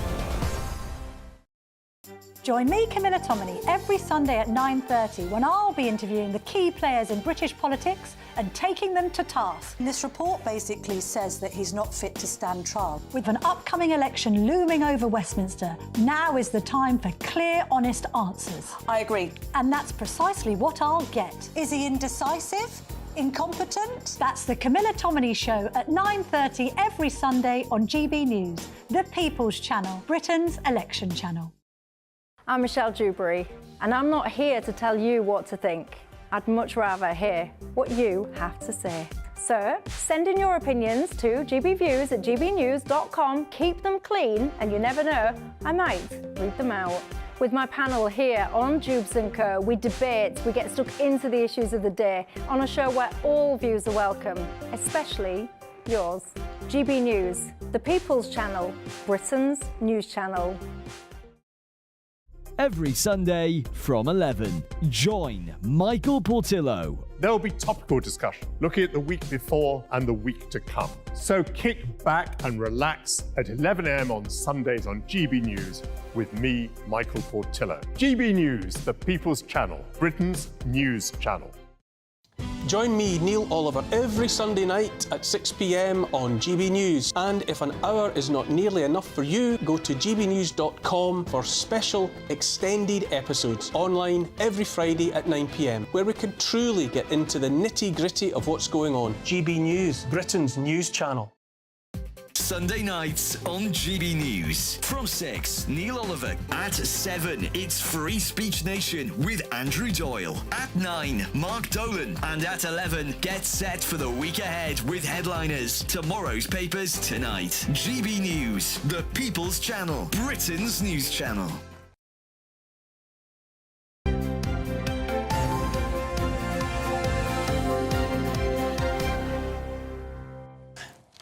24 minutes past 7. Now, we're being warned of a crisis in special needs education for children in England. Yes, it's being blamed on shortages and funding cuts in both mainstream and special schools. Well, a survey of 1,000 school leaders by the National Association of Head Teachers showed that 78% said they'd cut back on support staff, like teaching assistants, within the last 3 years.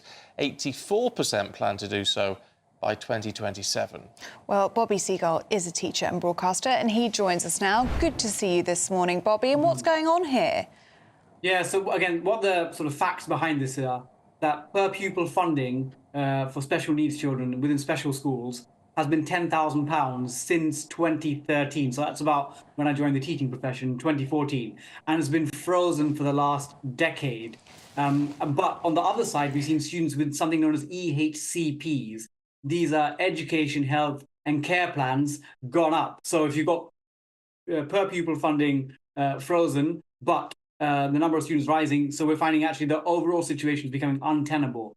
And what the impact is that schools, as you said, are reducing the number of teaching assistants, or they're freezing or reducing their hours. And teaching assistants, from my experience in schools, they really provide such support for these special needs students, because special needs students, again, they're complex needs. These teaching assistants, they understand them, they work with them really closely. And as a classroom teacher, these people, these TAs, are critical to the development of these SEND students. And what it means is that schools are unable to keep children and staff safe. And what I feel is there's almost a symptom of there's under-resourced services in health, social services, and schools are being sort of asked to take on the burden of this. And again, I always think this is such a tragedy, because these young people are the most vulnerable in our society. Well, so I don't get why do you say you can't keep pupils and teachers safe? What's the safety issue? Yeah, some of these students, again, because they're complex needs, they sometimes, again, I've seen some of my schools that I teach at, they sometimes will try and hit teachers. Again, it's not because they're badly intentioned, but they find it hard to keep their hands in the same place, or they'll run around the school. And for that to be sort of kept managed and these children be educated, you need these staff, these individual TAs, to keep them in place and support them. So there is a safety issue as well. As a working teacher, Bobby, just how vital are TAs in the classroom to you? I think, again, they are massively underrated. Again, everyone talks about, again, as a teacher, obviously teachers are incredibly important. We are trained to provide the education for our students intellectually, but the teaching assistants, they provide, I would say, almost like a pastoral role and support. Because imagine I've got a class of 30 students, and I've got a couple of students with SEND, so special educational needs and disabilities. If they're in the class and we're trying to keep them integrated as much as we can within the mainstream environment, these TAs will sit beside the students and help monitor them. So if I'm teaching a lesson, let's say on Pythagoras, and the rest of the class are getting on, these two students, maybe because they've got behavioural issues, they need an additional support to look after them. And if they haven't, then I'm spending my time looking at the student and therefore neglecting the needs of the rest of the class. But actually, I mean, it's a different topic, but it has been raised as a real concern that what you're seeing in a lot of mainstream schools now is teachers' jobs effectively being filled by teaching assistants, which is a real concern, because they might have a tremendous skill. It might be a very important job in its own right, but they're not teachers. Yes, you're completely right, Stephen. And again, I've seen this even in the staff room when I speak to the teaching assistants. Sometimes they'll say to me, "Oh, Mr. Seagull, God, they're asking me to teach Pythagoras and trigonometry," and they're not maths teachers. So there is an issue where sometimes schools put the burden on these teaching assistants to deliver these lessons when that's not their specialism. And the wider point, I think, is, and again, I know about funding, it's tight, but politics is all about choices. And there's unlimited ones, whether there's healthcare, transport, legal. They're all saying in the last 10, 15 years, we need money. But what I feel is and this is actually the head of the NAHT, which is the sort of Association of Head Teachers, the General Secretary has said that schools are being treated like sidelines compared to the headline-grabbing issues like whether it's immigration or the polarized views on trans rights or removing the right to protest. And obviously, these are all important, but schools are almost like, here's a little side issue. But I think parents, voters are noticing that schools are being neglected And of course, money is always going to be tight. But I think in terms of like a bigger morality point, how society treats its most vulnerable, whether it's its children, the ill or elderly, I think is a measure of our humanity. And I think we're undermining our humanity by not looking after these most vulnerable children. OK, Bobby Seagull, good to see you this morning. Thank you very much indeed. Thank you. That's an interesting point. I mean, schools should be a priority. Teaching should be a sort of priority job. And parents who've been looking in the papers who are misbehaving, mistreating teachers need to be really reprimanded. Yeah. We need to start bringing that respect back into schools and respect for the people doing the job. It's a hard job. Has respect been lost for that profession? I think so. Maybe it has. But I think it's been lost for a lot of things. Respect for the police has gone out the window. Nurses. Respect for the elderly. Yeah, no, that's true. I think that's all part of it as well. I mean, heck, you always used to really look up to your elders, and that just seems to have gone. Maybe we're just losing respect and society losing respect for each other. Maybe that's where it's going. It's not healthy, but I don't know how you get it back. No, I don't know, but teachers do have it tough. They do. They have a lot to deal with. I've got friends that are teachers now, and they're saying half their work they feel is social work. Yeah. Having to deal with the issues in the classroom as well as trying to teach young minds. It's very difficult. Do get in touch with your thoughts on that story. gbnews.com/yoursay. All right, Aidan's going to be here in just a minute with all your sport. Morning, sir. Good morning, as well as all the action from the Premier League and the Championship. We'll be hearing about a Hollywood superstar who's bought a stake in Leeds United. More after the break.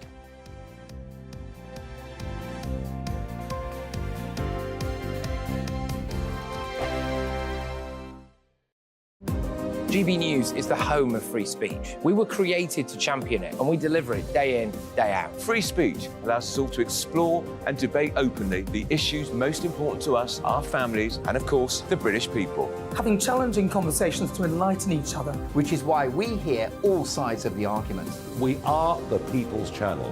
We will always stand by the freedom to express yourself. On TV, radio and online. This is GB News, Britain's news channel.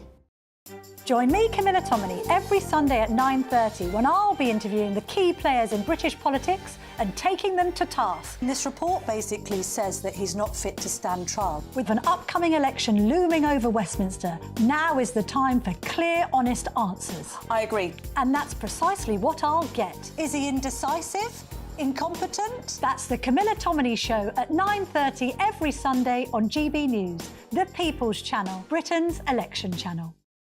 I'm Michelle Dewberry, and I'm not here to tell you what to think. I'd much rather hear what you have to say. So send in your opinions to gbviews@gbnews.com. Keep them clean, and you never know, I might read them out. With my panel here on Jubes & Co, we debate, we get stuck into the issues of the day on a show where all views are welcome, especially yours. GB News, the People's Channel, Britain's news channel. I'm Patrick Christie's. Every weeknight from 9, I bring you 2 hours of unmissable, explosive debate and headline-grabbing interviews. What impact has that had? We got death threats and the bomb threat and so on. Our job is to do what's in the best interest of our country. You made my argument for me. My guests and I tackle the issues that really matter, with a sharp take on every story. I'm hearing it up and down the country. That was a beginning, not an end. Patrick Christie's tonight from 9 p.m. only on GB News, Britain's news channel. 2024, a battleground year. The year the nation decides. As the parties gear up their campaigns for the next general election. Who will be left standing when the British people make one of the biggest decisions of their lives? Who will rise? And who will fall? Let's find out together. For every moment, the highs, the lows, the twists and turns. We'll be with you for every step of this journey. In 2024, GB News is Britain's election channel.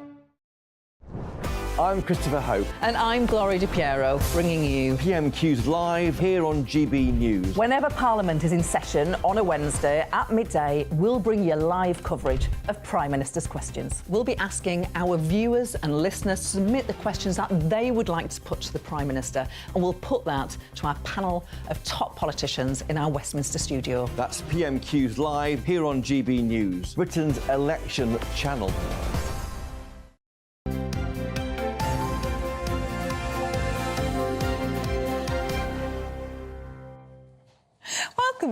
Breakfast. Aidan McGee is with us. We're talking about the sport and lots of other things, aren't we, this morning? Should we start with the title race? A wide-ranging discussion, yeah. Yes, wide-ranging, indeed. Yeah, the title race, look, that's wide-ranging as well. I mean, well, not as wide-ranging as it was a few weeks ago. We had Liverpool involved, didn't we? Now we think it's going to be down to Manchester City and Arsenal. There aren't really any other contenders. Arsenal first out of the blocks yesterday, dispatching Bournemouth at the Emirates quite comfortably by 3-0. But then Manchester City stepped into gear, 5-1 winners over Wolverhampton Wanderers. Now, Declan Rice, the Arsenal midfielder, sort of said after he heard that they need a miracle, really. Oh, really? To win it. I don't necessarily think so. Have they got a game in hand? City have got a game in hand, so although they're second now. Erling Haaland burst into form yesterday. He's not probably been as good this season as he was this time last year. Nonetheless, he's ahead in the Golden Boot race. He scored 25 league goals, 4 goals yesterday. I'll tell you something that was interesting was that a few weeks ago, Roy Keane, the great family nemesis, never short of an opinion, is he? Why do you call him the family nemesis? Because Erling Haaland's father, Alf Inge Haaland, was signed as Nottingham Forest replacement for Roy Keane when he went for Manchester United. Oh. 4 years later, Haaland had moved to Leeds. Haaland's father had moved to Leeds. That's why Erling Haaland was born in Leeds. Because his father was playing there at the time, back in the late 90s. And Roy Keane suffered an almost career-ending injury in September '97 in a tackle with Alf Inge Haaland. Alf Inge Haaland stood over him and said, "Get up," and shouted stuff at him. Yeah, stuff at him. Yeah, let's put it that way. 4 years later, Roy Keane had his name in his little black book, and he took some horrific revenge. He went in knee high in a fixture. By this time, Haaland was playing for Manchester City. And so there has been a family feud ever since. He's not often commented on that regularly, Roy Keane, but he said that he mentioned an opinion a couple of weeks ago. He said outside the box, he plays like a League Two player. He's only in the box when he comes alive. I thought it was fair criticism, but one of the interviewers yesterday put that to Erling Haaland yesterday, and he said quite bluntly and quite coldly, he said, "That's OK, I don't care about that, man. But it's a family thing." Honestly, these sort of long revenge things, family feuds and all that, what's the point? Well, if Roy Keane had a 4-year black book, I mean, Erling Haaland's black book goes back to 2001, so that's a hell of a black book, isn't it? Yeah. You know, but anyway, that's what it was about. City chasing down Arsenal, though Arsenal doing their bit to stay ahead. 4 goals yesterday for Haaland. They're looking in good nick, has to be said. Talking about Leeds, there's a story on the front of the Sun on Sunday, is it? Really fun, actually. And it's true as well. It's absolutely true. Leeds missed out on promotion yesterday, an automatic promotion, because Ipswich won. And I could see you wearing Ipswich colours today for our Ipswich viewers. We have it's all-purpose blue. We do have a few Ipswich viewers, actually. None of them have contacted me this morning on social media, so hello to all of those. But and they commented on your colours as well. Well, we did it for you. It was intentional. They're known as the Tractor Boys, so they'll be bringing some agricultural football to the Premier League next season. But Leeds missed out yesterday. Now, the story on the front of the Sun on Sunday captivated me because this is the latest in a flurry of Hollywood interest in English football clubs. Will Ferrell has bought into the holding company that owns Leeds United, which means automatically he gains a stake in the club. Now, Leeds United has long been, I mean, it's been in the Premier League recently, but it's a very big club, it's a very big city, as anybody from the north of England can attest. But they're one of the biggest one-club cities in the whole of Europe, bigger than Newcastle, probably on a par with someone like Marseille down in the south of France there. So I can understand from a commercial point of view why he's got in there, but they're in the playoffs now, so they have a chance to get in the Premier League still, though they're not in good condition because they won, they lost rather 2-1 at home to Southampton yesterday and 4-0 at QPR last week. You don't want to be going into that lottery of the playoffs in bad form, Ellie. You really don't. You want to be going into it on as good as fettle as possible, and they missed a big chance yesterday, even though Ipswich won and it wouldn't have mattered anyway. But he's bought into it. Will Ferrell, he's been touring around football clubs recently, having a look around. He's met David Beckham, he's met Ryan Reynolds, who you mentioned earlier for Wrexham fame. There's no plans for a fly-on-the-wall documentary, but apparently he's now a Leeds fan, and he's... he would be now. Yeah, I know. Well, he has no choice. He's got vested interest. How much does he put in, do we know? No, he's worth 127 million, according to the Forbes most recent list. A bit like you. Similar. Similar. You're about 5 behind him, aren't you? So we don't know how much he's put in, but you know what? It could be worth a lot more. If Leeds was to go up to the Premier League, it automatically becomes worth more because a franchise in the Premier League, I hate that word franchise, a very Americanised term that's entered football in the last few years. But if the team or the club gets into the Premier League, it automatically becomes worth a hell of a lot more because you've got the bloating of the TV deal, which is worth... And then he'd be selling it again, selling his stake. Possibly, yeah. Possibly. We don't know. Right, we're out of time. I'm sorry, Aidan. Oh, no. but you'll be back. We'll continue those wide-ranging discussions. We will. I don't know if we dare. I mean, they're definitely not for broadcast. No. Ooh, the stuff it comes out with. Yes. I mean, I'm shocked. Shall we go to a break? Probably for the better best. When we return, Aidan will be gone and we'll be joined by Andy Jones and Emma Burnell instead to go through the papers. See you soon.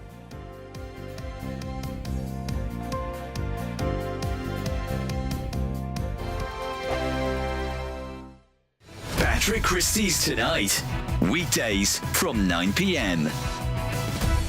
Today is a good day for the King, a good day for Britain. I'm sure you'll be hoping that those Not My King morons decide to give it a rest for a little while, because he is still dealing with an illness, isn't he? He's still dealing with an illness, and he appears to be dealing extremely well. I think he comes from the fact that he's extremely strong and fit. I think I understand that will help his treatment enormously. And I think, as your professor was saying, it's the fatigue that can be a brutal thing when you're trying to lead a normal life with cancer. But I think that it's going to really help him psychologically to get out there, and people are going to be giving him enormous support. I mean, I know, as you say, there's an anti-monarchy brigade, but there's been an anti-monarchy brigade since there's been a monarchy. So that is not such a big deal. It has always been there. I feel that Charles is going to get a lot of support from the sort of joyousness of people seeing him and, you know, wishing him well. And I think that that's going to be immensely important to him. It's a very busy time, but I think a boost for William and Kate. William's out and about. We don't know about Kate, but I feel that the King will definitely. It's a very busy time coming up with the anniversary of D-Day in Normandy, which I know he will be desperate to be a part of. Then there's the big royal season, the trooping the colour, the Garter ceremony, royal ascot, and then he is hosting the Emperor and Empress of Japan at the end of June. So it's a absolutely packed month for someone that is presumably going to get very tired. Yes, indeed. I mean, if he gets through all of that, I think that will be absolutely massive, won't it? Join me, Camilla Tominey, every Sunday at 9:30 when I'll be interviewing the key players in British politics and taking them to task. This report basically says that he's not fit to stand trial. With an upcoming election looming over Westminster, now is the time for clear, honest answers. I agree. And that's precisely what I'll get. Is he indecisive? Incompetent? That's the Camilla Tominey Show at 9:30 every Sunday on GB News, the People's Channel, Britain's election channel. I'm Michelle Dewberry, and I'm not here to tell you what to think. I'd much rather hear what you have to say. So send in your opinions to gbviews@gbnews.com. Keep them clean, and you never know, I might read them out. With my panel here on Jubes & Co, we debate, we get stuck into the issues of the day on a show where all views are welcome, especially yours. GB News, the People's Channel, Britain's news channel.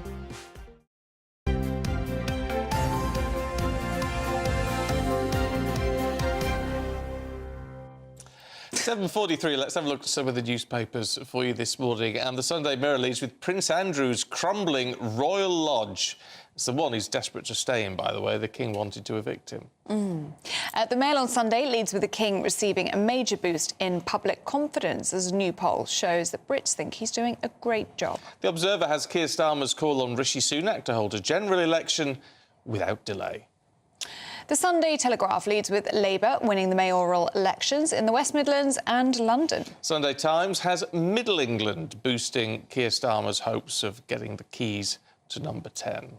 Well, joining us to go through the papers this morning is Emma Burnell and Andy Jones. Good to see you both this morning. Emma, let's start with you. And Boris Johnson back in the corridors of power, but not like we think. No, Boris Johnson has agreed to front an advert for Paddy Power during the Euros. Paddy Power are known for their slightly edgy advertising. Boris Johnson is known for being slightly edgy. So in some ways it's quite a good partnership, but it just feels a little tacky to have the former Prime Minister, who, by the way, was instrumental in trying to remove gambling companies from football shirts, Advertising, gambling during the Euros. It's just, you know, you were once in charge of the country, mate. Have some dignity. He just knows where the money is, though. Well, this is it. But, you know, surely, I mean, he earns so much on the speaking circuit. I think there was a report that he earned 1.8 million for 6 speeches. Oh. He doesn't have to do this. Well, I bet you it's very lucrative. I'm Paddy sure Power it is, bosses but, are I mean, shelling out, I'm sure. There are limits, aren't there? I mean, how much money should it take for him to be satisfied? Yeah, James Hill, the Spectator, friend of the show, was saying that Boris has earned £8 million since he left his role as Prime Minister. And again, how much is money enough? I know he's got a lot of considerations with his family network and things he has to pay for. But again, anybody knows that you don't damage your own brand. I know you might say he's got no brand left, but you have the prestige of Prime Minister on your CV. You at least want to do things that have a vague level of prestige. And this Paddy Power advert, as much as I like a bet, it's going to be a very silly, ridiculous, attention-seeking advert. It's not going to cast him in a particularly professional or light of integrity. I mean, and of course, he wanted to ban naming rights on the FA Cup. He wanted to remove betting sponsorship from football shirts, as you were saying. This was one of his campaigning issues, and yet now he's out of office. He's like, yeah, give me some of that money that I didn't want those football clubs, football teams to have. And there are lots of Tories who are saying, bring back Boris, we need Boris back in. The more he does things like this, the further away he seems from someone who could be taken seriously again as a politician. Well, let's know what you think. Yeah. Andy, let's have a look at the Mail on Sunday, shall we? The front page, the King receiving a major vote of confidence from the British public. Yeah, I always think that the term vote of confidence, I don't know if it's because I watch too much football, it always sounds like a football manager's about to be sacked. But our King is very much in prestige with his subjects. Only 25% of the UK want a republic. This is a survey done by the Mail on Sunday to mark a year since the coronation. Obviously, he's had a very turbulent time. Obviously, the death of his mother, the Queen, and also his own health scares and health scares within his family. The most popular royals were William and Kate, who topped the poll with the most popular support. And Prince is still incredibly 1 in 8 still support Prince Andrew. 1 in 8, I think that's incredibly high. Really? That is, yeah. I find that quite interesting. Of course, today is National Republic Day. Is it? It's the first ever National Republic Day. No, but I don't know that it's going to take off. Look, They're having a big rally in Trafalgar Square. Get yourself down there today. there's on my way home, sort of. There'll be at least 20 or 30 At least, people. yeah. No, look, I am part of that 1 in 4, but I'm a realistic part of that 1 in 4. If you're part of 1 in 4 and you're a Democrat, you know that you ain't going to win the argument yet. Look, I don't think Charles has done anything wrong since he's been king. You know, he hasn't messed up in any spectacular way. There were concerns, given that he had been very outspoken whilst being Prince of Wales for so long, that he might interfere in the politics of the nation, which is not a good thing for our constitutional monarch, yes, but very much a sort of decorative constitutional monarch rather than an actual political actor. But he hasn't done that, to be fair. He's been completely, straight-faced during things like the King's speech, and he's had health issues. And I think, let's face it, the British public are reasonably generous, reasonably nice people who aren't going to kick a man when he's down. Yeah. And even I, as a, someone who doesn't believe that we should have a constitutional monarchy, have nothing big to criticise him on. Yeah, even the things that he was previously outspoken about were things to do with the natural world, protecting our environment, protecting our heritage, and also protecting the union. These aren't necessarily... I know that there are people who are against the union, but I don't think he was ever particularly foaming at the mouth about anything. These were things that were general concerns for the general public. But it's the second least popular royal in the Mail on Sunday survey, and of course it is a male survey, was Meghan Markle. Mm-hmm. I don't really think of her as being a royal. Well, neither did I, really. But... Well, they've sort of retired from being royals, haven't they? They don't get royal money or anything anymore. They're making jam these days. Yeah, making jam. The jam people. That important humanitarian mission that they left to take up, making jam and podcasts. Yeah, well, there you go. Emma, can we have a look at this? Because it's always... The number of politicians I've talked to recently And you said, and I have to say, I know a lot of you watching and listening, because you get in touch, or the ones who get in touch seem to like reform a lot, and I've said to a lot of reform people, yeah, but isn't it the middle ground you've got to go for? And they said, no, it's shifting, it's all changing. And certainly there is a shift to the right for those people who are backing reform. But the Sunday Times, looking at Middle England, if you like, and how that is affecting the current race for number 10. Yeah, absolutely. I think Labour have done something rather clever, which is redistribute where their vote sits. In 2017, when Labour did better than expected, and in 2019, when Labour fell back considerably, they were piling up votes in safe Labour seats in inner cities. So they got quite high levels of votes, but they just weren't efficiently distributed. What we've seen in these local elections is that the Labour vote has been much more efficiently distributed across the country and across those Middle England constituencies where they need to win. And I think what you're seeing, yes, there is a reform problem for the Tories because they do eat into their vote, but the more that the Tories move towards trying to win those reform votes back, the more they move away from those Middle England voters who have been traditionally soft Tories, happy to vote Conservative when the Conservatives were seeming reasonable. And the more unreasonable they seem to those voters, the more that they are losing where the public actually is. I mean, it's the floating voters. Exactly. I mean, those are the people who decide elections. Yeah. Yeah. And far too many of these groups that we had the Mondeo man, didn't we, and Tesco Mum and all these sort of things. And far too many of these identities, these cliched identities, are painted on huge parts of Britain by focus groups and think tanks that are created in London, and then you sort of aiming at these people without ever meeting them and talking to them. And there needs to be far more unifying policies. There are many things, I don't care what part of the political spectrum you're on, there are many things in this country that we're in absolute agreement on that have to happen. And this government isn't seriously interested in attacking those. And just segueing into another story we were talking about, banning zombie knives, banning machetes. We have had a position where this government has been talking now for 4 different Home Secretaries about banning zombie knives, banning machetes. They still haven't done it. And as Yvette Cooper points out, the samurai sword that killed Daniel Andrew, that was the 14-year-old that was killed in Hainault by that guy that was running around the streets attacking me with a sword, that still isn't illegal. How are we... I mean, it's the most ridiculous thing I think I've seen.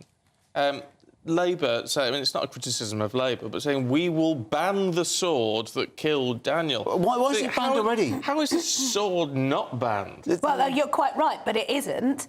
Labour are offering amendment to the Criminal Justice Bill that would ban these types of weapons. But you're quite right, Andy. We've been going around and around the houses on this. Home Secretary, House Secretary, talking tough and acting weak. 4 Home Secretaries. This is an entirely unifying policy. There isn't anyone out there that wouldn't say, oh, no, actually, we really need What we really need in our home is a samurai sword.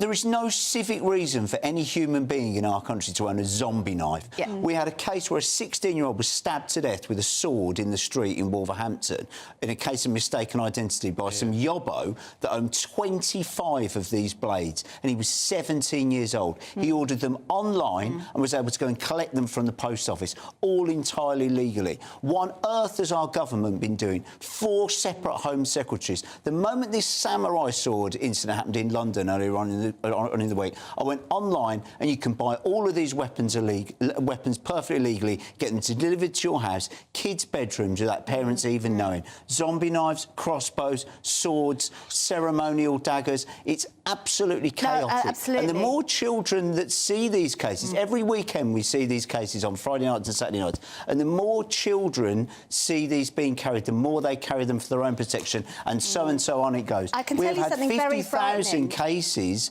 in the last year, which is a 60% 50,000 cases involving crimes involving knives, 60% increase since 2016. Our government has done absolutely nothing about banning these blades. It's a disgrace. Anecdotally, I can tell you something very frightening. So last year, I was in a play and we needed a fake knife for the play.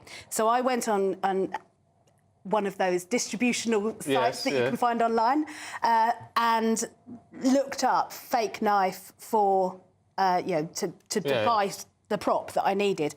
Ever since then, I've been being pushed real knives through that same service. You might like this insane knife, and I'm like, no, that's absolutely not what I was looking for. But it's actually being offered up to you. Exactly the same. I'm glad you brought that up. Since I clicked on it, I'm also chased around the internet by these same knives, and also offering me a stab-proof vest. Yeah, so that needs to be looked at, doesn't it? I mean, I think everybody across the board, whatever your unifying policy, get it done. What are they doing? Yeah. But it's enforcement as well, isn't it? It's all right banning something, but it's enforcing that ban as well. You can buy this from major retailers. I know, but we've got to leave it there, Andy. I think you made your point very well, though. Andy, Emma, thank you. We'll see you a little bit later on. Thank you very much indeed. Let's take a look at the weather now, shall we, with Catherine. That warm feeling inside from Boxed Boilers, sponsors of weather on GB News.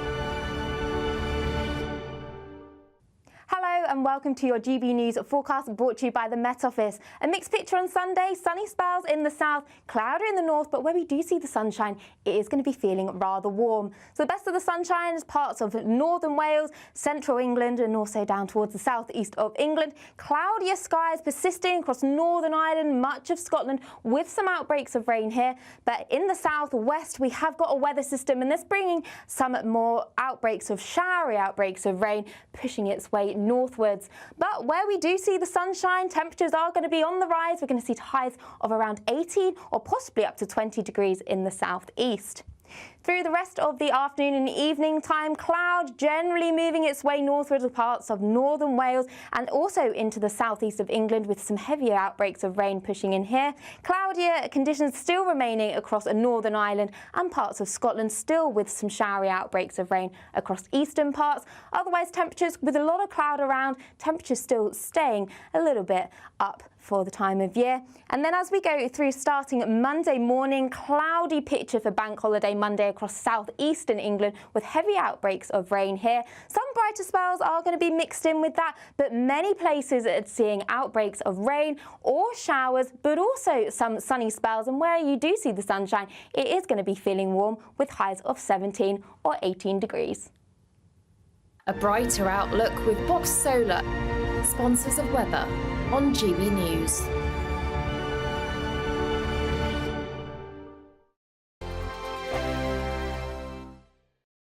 It's the biggest cash prize we've given away to date. An incredible £20,000 that you could use however you like.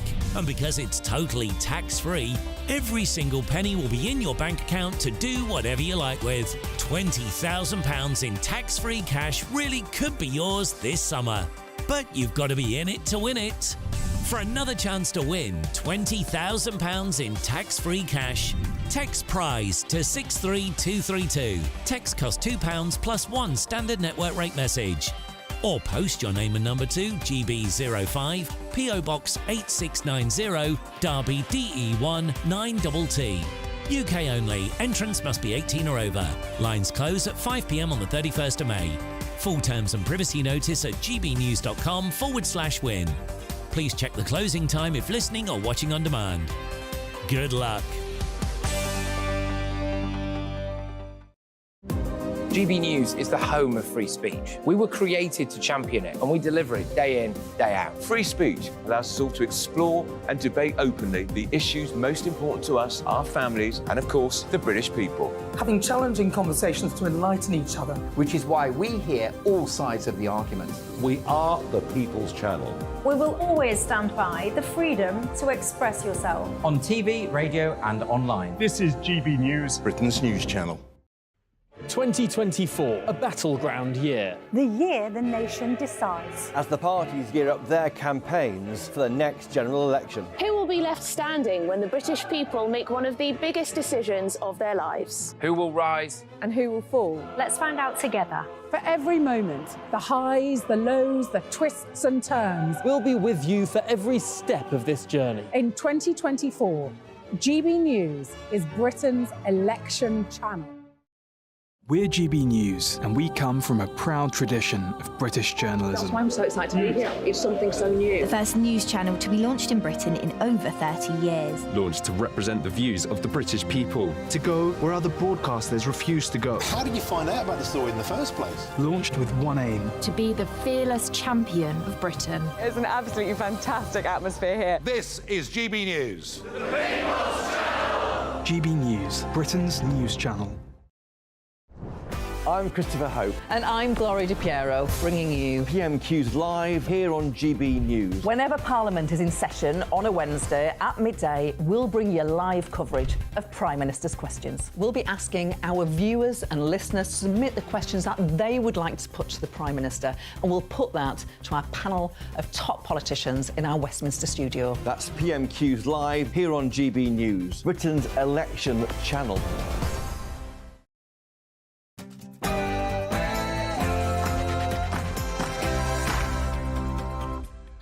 Good morning to you. It's 8 o'clock on Sunday, the 5th of May. Today, well, a crushing blow for the Tories as Sadiq Khan secures a third term in office as London Mayor. It's Londoners who inspire me every day to continue our mission of building a fairer, safer and greener London. And in what I hope will be a year of great change, a future Labour government led by Keir Starmer working with us in City Hall will mean we can go much further and accomplish so much more. On more misery for Rishi Sunak in the West Midlands as Andy Street suffers a shock loss to Labour in their mayoral race. It's been a catastrophic weekend for the Conservatives, with the loss of Andy Street as salt in the wound. How long can Rishi Sunak now cling on? Donald Trump scheduled to return to court tomorrow for his hush money trial. We'll take a look ahead. The King's return to royal life as he takes on around 300 new patronages, including some that were close to his mother's heart, as Prince Harry prepares to return to the UK. And with bank holiday weekend upon us, is this the time that you could really grab a deal? Ipswich are back in the big time after a 22-year absence at the expense of Leeds, who miss out on automatic promotion. We'll be looking ahead also to the World Snooker Championship final and the Miami Grand Prix. The mixed picture for the rest of the bank holiday weekend, with sunny spells for some, but also some outbreaks of rain and also some showers. I'll have all the details coming up soon. Morning to you. I'm Stephen Dixon. And I'm Ellie Costello, and this is Breakfast on GB News.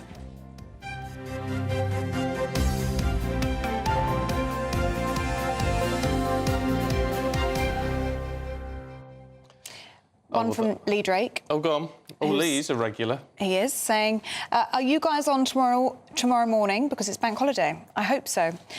Yes, we are. We are. From 6 a.m. Please do join us if you can. And Gary Parker's been in touch saying, morning, Stephen and Ellie. I believe Scotland will be key at the next general election. The implosion of the SNP will see Labour increase from around 2 to 25 seats. Oh. This will mean the difference between a hung parliament and a small Labour majority. There you go. He's a zoologist. Yeah, very good. Yeah, well, it's interesting, isn't it? Because the collapse of the SNP is not going to naturally lead votes to Labour, is it? To the Tories, I beg your pardon. They are going to head. They are going to head to Labour if they go anywhere. But perhaps John Swinney, when he's crowned, which looks like as a new First Minister, maybe he'll swing the SNP support back up. Just don't know. But it's interesting, of course, because it's that strange thing, obviously, because we don't get parliamentary elections in Holyrood till 2026. It's just all about those Westminster seats in Scotland rather than the Holyrood seats. It all gets very confusing. It is very confusing. But as Stephen Pound was saying a little bit earlier on, it would be very interesting if Scotland was part of these results this weekend. Do let us know what you think. gbnews.com/you'll-say. Well, if you're a Tory supporter, then it's been a bit of a miserable weekend for you so far. Sadiq Khan, of course, yesterday won his third term as London Mayor. Perhaps not surprisingly, though the gossip had been that it was actually very, very close. Turned out that was not the case. It's Londoners who inspire me every day to continue our mission of building a fairer, safer and greener London.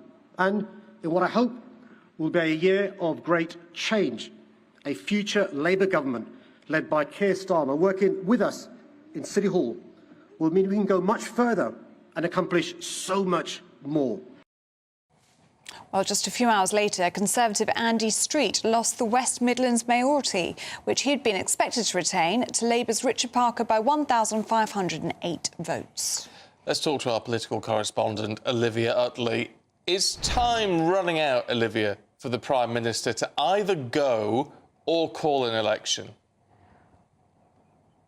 Well, it feels hard to downplay the importance of losing Andy Street in the West Midlands. Andy Street is an incredibly popular, hard-working, experienced politician. Everyone who knows him thinks that he's done a very, very good job in the West Midlands. And actually, during his campaign, he pretty much wiped the Conservative Party from all of his campaign literature. He was essentially almost running as an independent. But the very name Conservative managed to make him lose in the West Midlands last night, only by just over 1,000 votes. It was very, very tight indeed. But that is a real morale blow for the Conservatives. It was a miserable weekend in the local elections. And the idea of hanging on to the Tees Valley and the West Midlands was the only thing that were keeping the Conservatives going. Yes, they did manage to hang on to Tees Valley, all with it with a very reduced majority. But losing Andy Street in the West Midlands is a real massive blow. How long can Rishi Sunak cling on? Well, that is the million-dollar question. As far as I'm reading it, there are a number of Conservative MPs who would like to see him gone, but they're not sure if it's worth moving just yet. We are a few months away from a general election. There isn't anyone who would naturally step into his shoes. The only real possibility is Penny Mordaunt. And looking at the polling at the moment, Penny Mordaunt looks quite likely to lose her seat at the next general election. And obviously it would be hugely embarrassing for the Conservative Party if their leader were to lose their seat, if the Prime Minister were to lose her seat at a general election. So most MPs seem to be keeping their counsel for now, but it could get increasingly difficult over the coming days and weeks. One aspect of these shattering local election defeats is that the Conservative Party is going to lose all sorts of volunteers, those all-important people who go and knock on the doorsteps, go and deliver the pamphlets, etc. Quite a lot of them are local councillors, and a lot of those councillors have now lost their seats and are feeling pretty disillusioned with the Conservative Party as a whole. I think it'll be also be really interesting to see what Andy Street does next. He was furious with Rishi Sunak and the Conservative government in Westminster for cancelling HS2, and he almost decided to step aside as a Conservative candidate at that point. Last night he delivered a very gracious resignation speech, but in the days to come it could be that he turns on the Prime Minister and the Conservative government. And it might be at that moment that could be the straw that broke the camel's back. There are plenty of Conservative MPs who want Rishi Sunak gone, but I think they're going to need a push in that direction, whether from Street or from someone else. It feels like there is a camel with a very bad back and there just needs to be one straw to break it. And Olivia, should we talk about the situation in London? Because you were at City Hall yesterday, weren't you, when Sadiq Khan got his third term as London mayor. But we had a very strange briefing, didn't we, on kind of Friday evening, Saturday morning, that actually that race was going to be very, very close between Sadiq Khan and the Conservative candidate, Susan Hall. It turns out that wasn't actually the case. No, I mean, it really wasn't very close at all. Sadiq Khan won by 10 points, which is pretty phenomenal, really. I mean, it was closer, perhaps, than other contests in the rest of the country. But no, there was no chance at all that Susan Hall was going to win. The fact that Sadiq Khan is a bit less popular than the Labour Party as a whole, the Labour Party as a whole is polling about 26 points ahead, whereas Khan only won with 10 points, suggests to some Conservatives that maybe if they'd put up a better candidate in London, it is possible that maybe they could have won, or at least given Sadiq Khan a real run for his money. Susan Hall's campaign was pretty gaffe-prone. She's not a particularly experienced politician. And there are plenty of Conservative activists who are now very, very annoyed that she was the one who was put up as the candidate. There are rumours that Richard Holden, the chairman of the Conservative Party, might have to stand aside, as Oliver Dowden, the former chair, did in 2022 after the last set of bad local election results. So that rumour absolutely turned into nothing at all. Sadiq Khan stormed to a pretty spectacular victory. I was there in City Hall as he stood up for his victory speech, and the dislike between him and Susan Hall was quite something to behold. There was a moment where he wouldn't even shake her hand. This was a pretty nasty campaign, very difficult campaign, and yes, Sadiq Khan has won it fair and square in the end. OK, Olivia, thanks very much indeed. Let's talk to former Lib Dem Minister Norman Baker, who joins us now. What's your assessment, Norman? Well, excuse me, you expect me to mention Lib Dems first, wouldn't you? Because the BBC certainly haven't. The fact is the Lib Dems came second in number of councillors elected, ahead of the Conservatives, and won 12 councils opposed to 6 for the Conservatives. And I think because Labour didn't perform quite as well as they might have done, they did quite well. I think we're in line for a hung parliament, and people ought to be concentrating on that prospect now. In terms of the other result, I mean, clearly, Andy Street was a good mayor. He did a lot for the West Midlands. Ben Houchen's done quite a lot for the North East.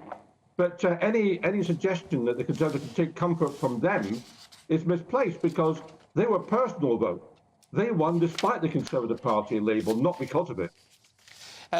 Sorry, you mentioned a hung parliament, and look, some of the sort of forecasts and sort of indicate that, but it doesn't include Scotland. That's going to be the problem for the Lib Dems, isn't it? Who could potentially be the kingmakers. Well, I mean, certainly it's a case that I think, as Stephen Pound said earlier on in the programme, that if the SNP collapse as they might do, then most of those seats would go to Labour.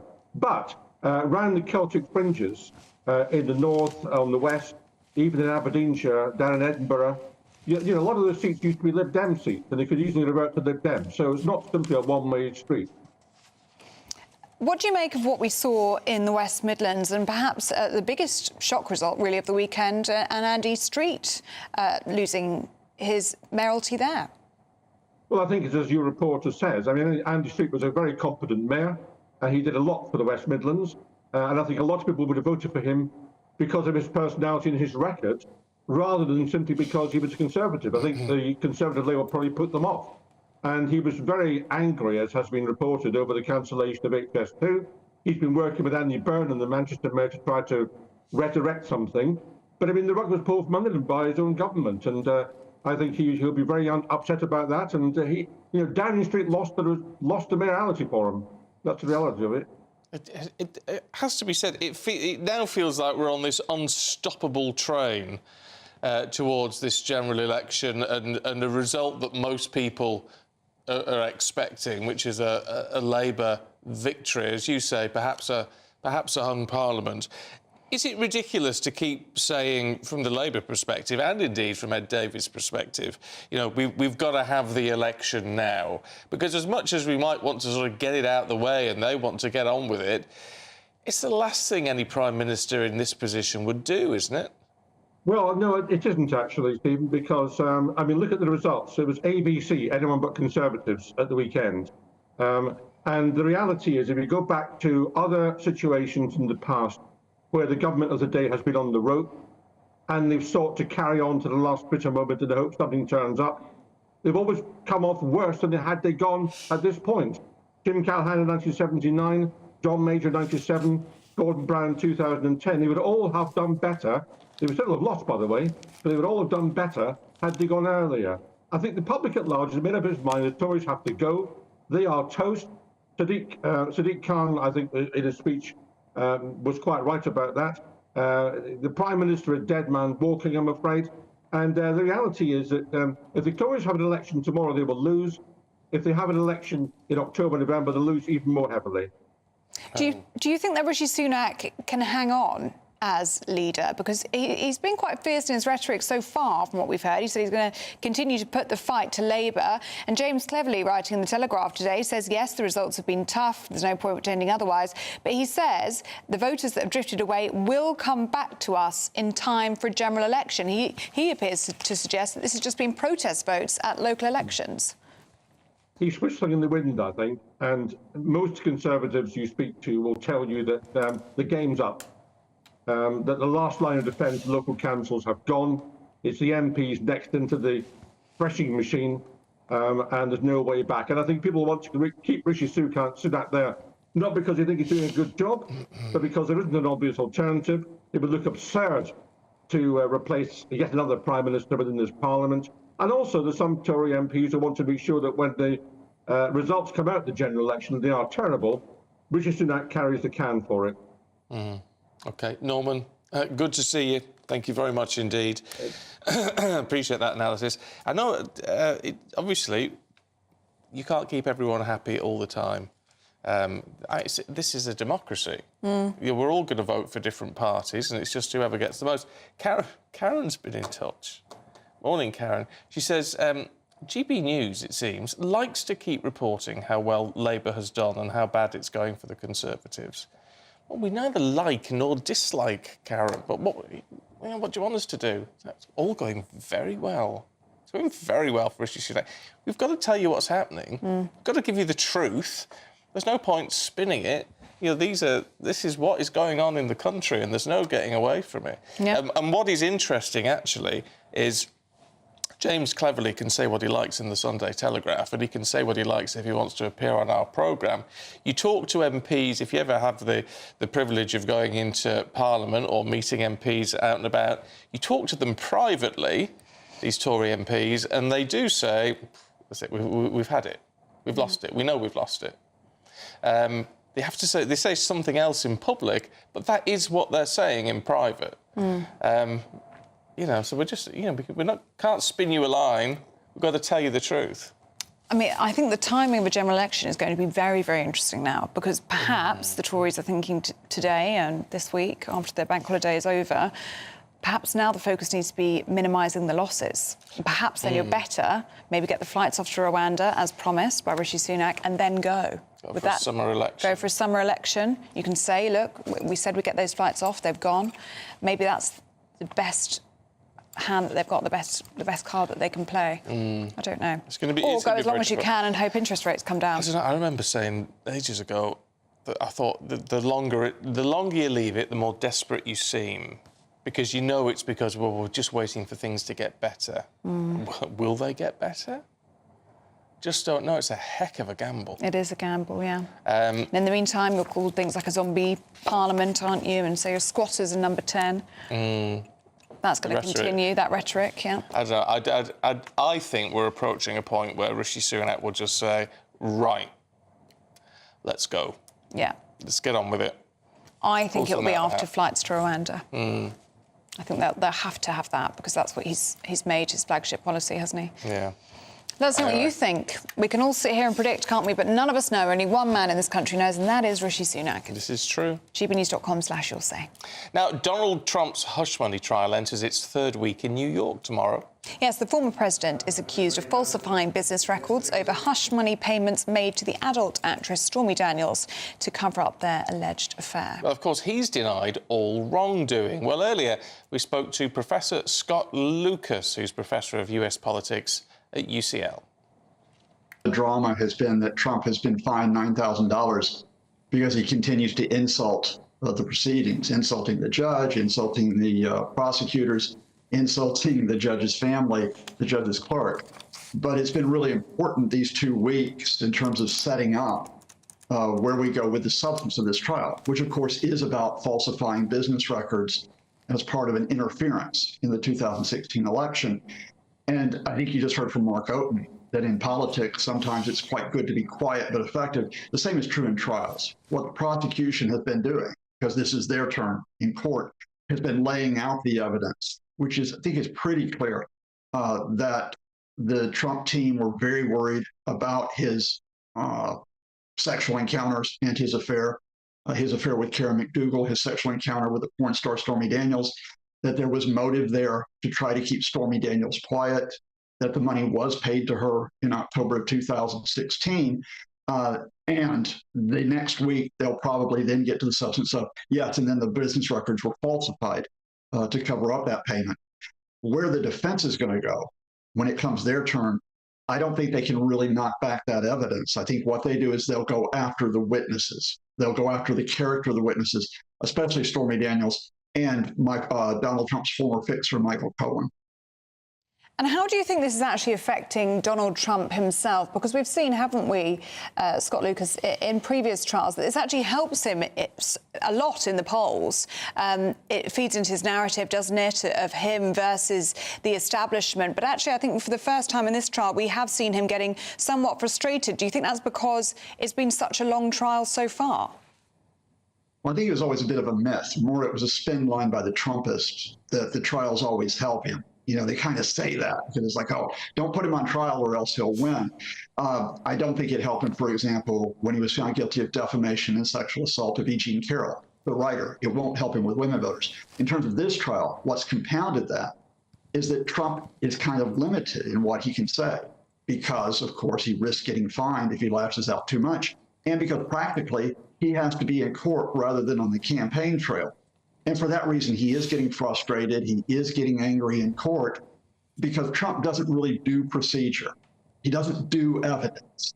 He doesn't even do, dare I say, it's a legal process. He does big speeches. He does loud and bigly. And he can't do that while this trial goes on into a third week, a fourth week, and a second month. Professor Scott Lucas speaking to us a little bit earlier on in the programme. Yeah, dear me.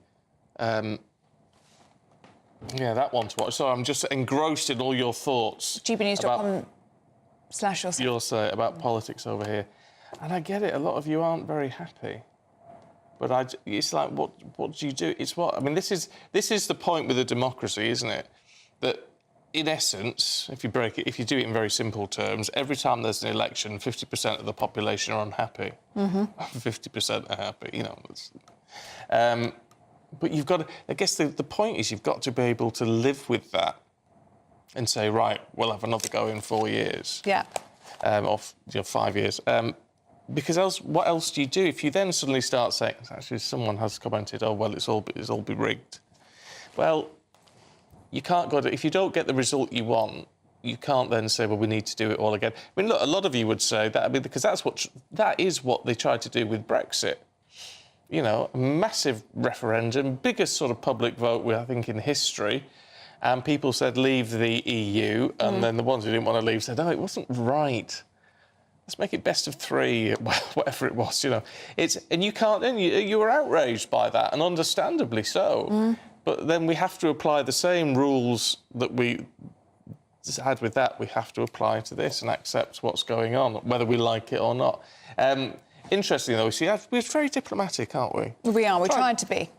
KG in Cumbria said, you two are being overly diplomatic and a bit naive. The country is screwed, he says. Oh, dear. Well, I hope not. Well... I hope not. We hope not. Josh Fitzgerald has been in touch. Good morning to you, saying Rishi should just call the election tomorrow. Stop holding the country to ransom. We don't want you. You weren't elected. Give us the democratic vote that we need. And that it will be. And it will be called at some point this year. The second half of this year, we've been told. That's all we know so far. I wonder if the results this weekend will affect what Rishi Sunak thinks in terms of going to the polls. Will he play the long game? Or will he just say, let's minimise losses and head to the polls? Yeah, let's get on with it. Yeah, let's get on with it. All right, should we get on with the weather? Shall we? With Catherine. That warm feeling inside from Boxed Boilers, sponsors of weather on GB News. And welcome to your GB News forecast brought to you by the Met Office. A mixed picture on Sunday, sunny spells in the south, cloudy in the north, but where we do see the sunshine, it is going to be feeling rather warm. So the best of the sunshine is parts of northern Wales, central England, and also down towards the southeast of England. Cloudier skies persisting across Northern Ireland, much of Scotland, with some outbreaks of rain here. But in the southwest, we have got a weather system, and that's bringing some more showery outbreaks of rain, pushing its way northwards. But where we do see the sunshine, temperatures are going to be on the rise. We're going to see highs of around 18 or possibly up to 20 degrees in the southeast. Through the rest of the afternoon and evening time, cloud generally moving its way northward to parts of northern Wales and also into the southeast of England, with some heavier outbreaks of rain pushing in here. Cloudier conditions still remaining across Northern Ireland and parts of Scotland, still with some showery outbreaks of rain across eastern parts. Otherwise, temperatures with a lot of cloud around, temperatures still staying a little bit up for the time of year. And then as we go through, starting Monday morning, cloudy picture for Bank Holiday Monday across southeastern England, with heavy outbreaks of rain here. Some brighter spells are going to be mixed in with that, but many places are seeing outbreaks of rain or showers, but also some sunny spells. And where you do see the sunshine, it is going to be feeling warm with highs of 17 or 18 degrees. A brighter outlook with Box Solar, sponsors of weather on GB News.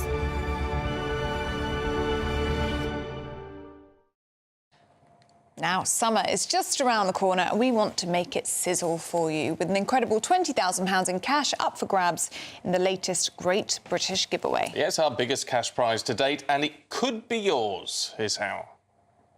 The next Great British Giveaway winner could be you, with a massive £20,000 in tax-free cash to be won. Imagine how you'd react getting that winning call from us. Hi, my name's Phil Cox and I won the Great British Giveaway. I'd say why not? What is it? The price of a text and £2 to enter. And if I can win it, anybody can win it. And they're going to get even more money this time round, so why wouldn't you go in the draw? For another chance to win £20,000 in tax-free cash, text WIN to 63232. Text costs £2 plus one standard network rate message. Or post your name and number to GB05 PO Box 8690 Derby DE1 9TT. UK only. Entrance must be 18 or over. Lines close at 5 p.m. on the 31st of May. Full terms and privacy notice at gbnews.com/win. Please check the closing time if listening or watching on demand. Good luck. Yes, best of luck for that one. Very nice, 20 grand. What can you do with £20,000? Lots of shopping and a nice holiday, I'd say. Not that I've thought about it. What about you? I don't know. Well, I know it's dead boring. I'd do something, I'd invest it. Yeah. But no, because you've got to think about retirement. Because I'm not working till I'm 70. Yeah, no, I don't think that's a very good idea, I think. So I'm going to put it away and be boring, but then I won't be. I'll be laughing when I'm 60 and swanning about on yachts. Yeah, you will. He's a sensible drinking pina colada or something. Well, you don't drink, so it's like Flora and that plan. But I'll video call you from the Caribbean. Oh, thanks. That's so kind. This is what I've done with my £20,000, Ellie Costello. You blew it on a handbag. Well, yeah, that's true. But we can't win it. But you can, so you've got to be in it to win it. There it is, biggest one so far. Yeah. Oh, interesting one from Colin Renwick about Andy Street. Lost by 1,000 votes. The Reform candidate, and I have to be honest, I haven't seen the individual results. It says the Reform candidate got 76,000 votes. Do the maths. Well, but I mean that's exactly the argument that that Rishi Sunak's been making, hasn't he? Saying, you know, vote for Reform and get Labour. Yeah. Of course, the Reform Party say, well, no, that's not the point, is it? You've got to vote for what you believe in. There you go. Yep. They're also asking for proportional representation, which lots of you are messaging in saying that's what you'd like to see as well. Do keep those views coming in. gbnews.com/you'll say. We're going to be talking about the King in just a few minutes' time, so do stay with us. 2024, a battleground year. The year the nation decides. As the parties gear up their campaigns for the next general election. Who will be left standing when the British people make one of the biggest decisions of their lives? Who will rise? And who will fall? Let's find out together. For every moment, the highs, the lows, the twists and turns. We'll be with you for every step of this journey. In 2024, GB News is Britain's election channel. This is GB News, Britain's news channel. In the quaint Derbyshire village of Sudbury, there's a storm brewing between the local football club and the National Trust. This grass field might seem unremarkable, but for hundreds of years it's been part of the Sudbury Hall estate, playing host to the village football and cricket matches. Now the National Trust are planning to put an end to that tradition in the name of biodiversity, with plans for trees and plants where the football club play. Some worry it breaks a memorandum of wishes from the late Lord Vernon, whose family have lived here since 1660. Manager of Sudbury FC Tom Crutchley says he's upset at the decision. Naturally disappointed. We've been here, this is our 9th year. We've put a lot of effort into here to keep playing, to maintain it.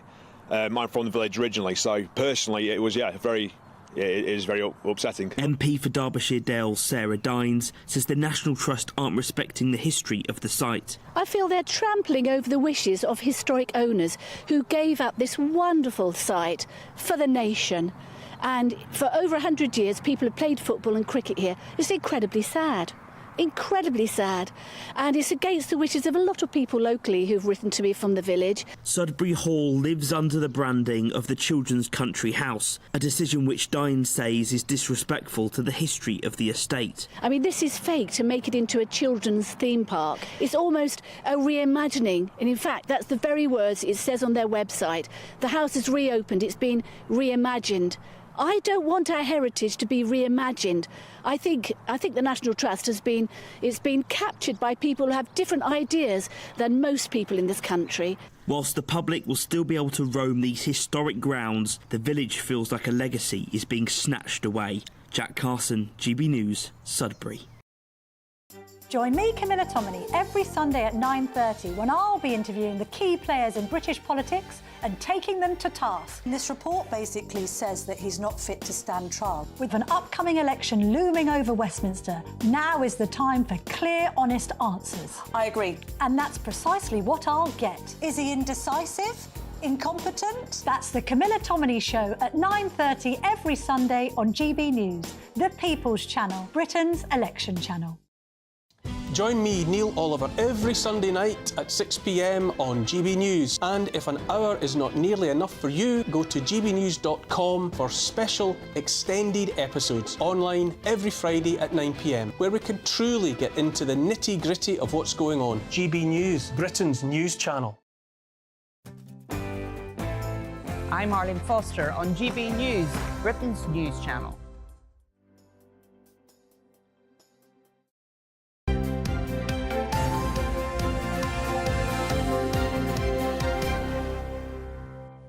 Loads of you getting in touch. Keith Devlin got in touch and has said, what scares me about Labour winning power at the next general election is militant tendencies have been laying very low so they don't rock the boat. But once Labour win power, they will take over once again.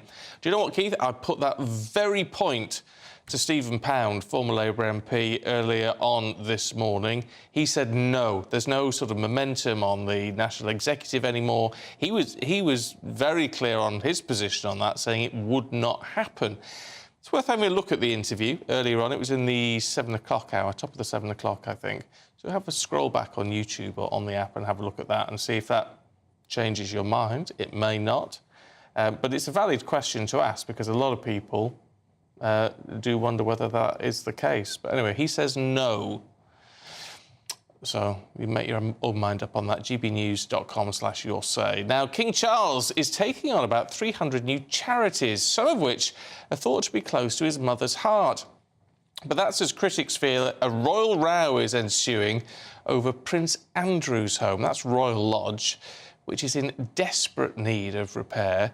So should he be living there at all? Earlier, we spoke to former royal butler Grant Harold. Foremost, you're taking on these new roles. I don't know how much you have to do within each role, but it seems at a time... I'm a bit surprised he's done it at a time when his health is still obviously a little bit fragile. Good morning to you both from Tokyo. As you said, they have, he's taken on these patronage. I think it's to show us all that even though he's obviously got these health battles, that he's obviously fighting cancer, but at the same time, as we know recently, he started to talk about increasing his engagements. And I think taking these on is very much to show the country, all of us, if not the world, that it's kind of almost back to business as normal. Because, as I've said before, he's somebody that does not like just to sit down and do nothing. So if anything, as soon as the doctors may have given him a bit of obviously hope that things are going well, he's decided that he wants to increase what he already does, which doesn't surprise me because that's exactly the kind of character he is. As I said, he's not somebody that likes to just sit back and do nothing. It's the complete opposite. And I think that's why he's probably quite happy to be able to do this. And again, it's things that were close to the late Queen, which he is obviously, as now king, he's keen to continue a lot of her work. Should we talk about Prince Andrew, because it's the front page of the Sunday Mirror this morning. Apparently, the estate at Royal Lodge in Windsor is in a state of disrepair, and there's questions about whether he should be living there at all. I mean, as you know, this is a former home of the late Queen Elizabeth, the Queen Mother, and of course, he obviously has lived there for a few years. There's been debates in the past about whether he should have that property. It's quite a substantial sized house. I think it's between 8 and 10 bedrooms. Obviously, it needs repairs done. I think it's regardless who's living there, the work would still have to be done to that property because, again, as one of the royal properties, it's somewhere that they've got to kind of look after and undertake its kind of care. Whether that's been paid for by, let's say, the king, or whether that's paid for by him, that's very much down to what the agreement is between them. All I know from a personal point of view, when I used to live in royal properties, that was something that I would, depended on what had to be done. You know, if it's something that had to be done, then it was done by the estate. If it was something I wanted done, then I would do it. So that's what it comes down to. So if these are general kind of repairs that have to be done, then technically it's probably the estate that should be covering it. That's Grant Howard speaking to us a little bit earlier on in the programme. Yeah, we've got the sport heading away in just a moment. Aidan's here. Yes, indeed. Well, the Tractor Boys of Ipswich Town have ploughed their way back into the Premier League after a wait of 22 years. We'll hear how they did it after this break.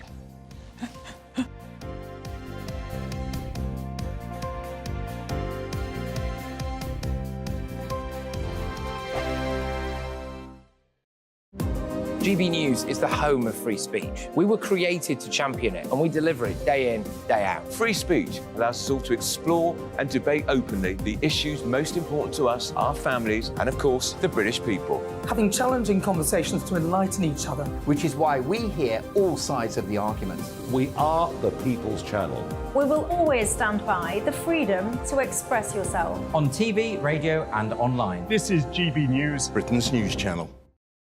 I'm Michelle Dewberry, and I'm not here to tell you what to think. I'd much rather hear what you have to say. So, send in your opinions to gbviews@gbnews.com. Keep them clean, and you never know, I might read them out. With my panel here on Jubes & Co, we debate, we get stuck into the issues of the day on a show where all views are welcome, especially yours. GB News, the People's Channel, Britain's news channel.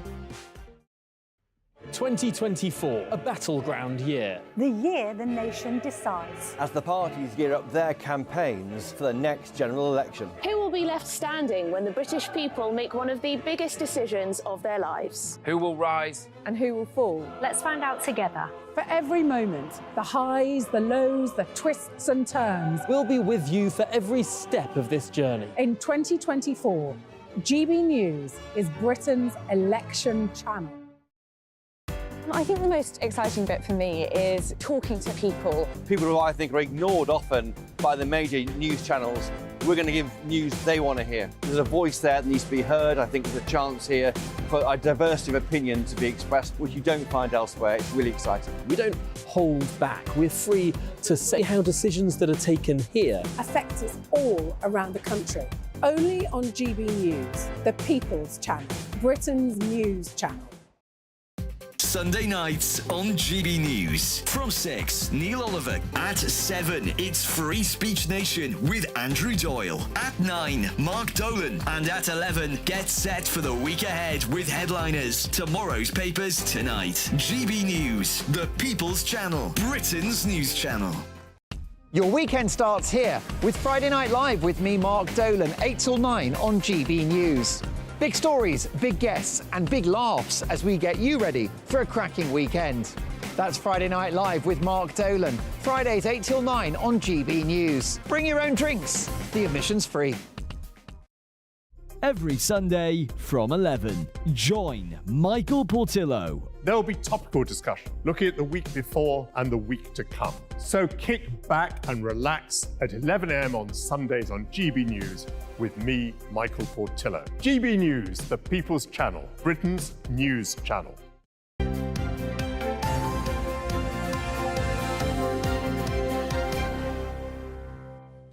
Welcome back to breakfast. It's time to go through all the sport now with Aidan. Morning, Aidan. Good morning to you both. Can we start with Ipswich, given that you're wearing Ipswich Town? Yes. Yes. Well, they had a momentous day yesterday. They had to beat Huddersfield Town, or at least get a point, actually, to secure promotion back to the Premier League. 22 years they've waited to get back to the big time.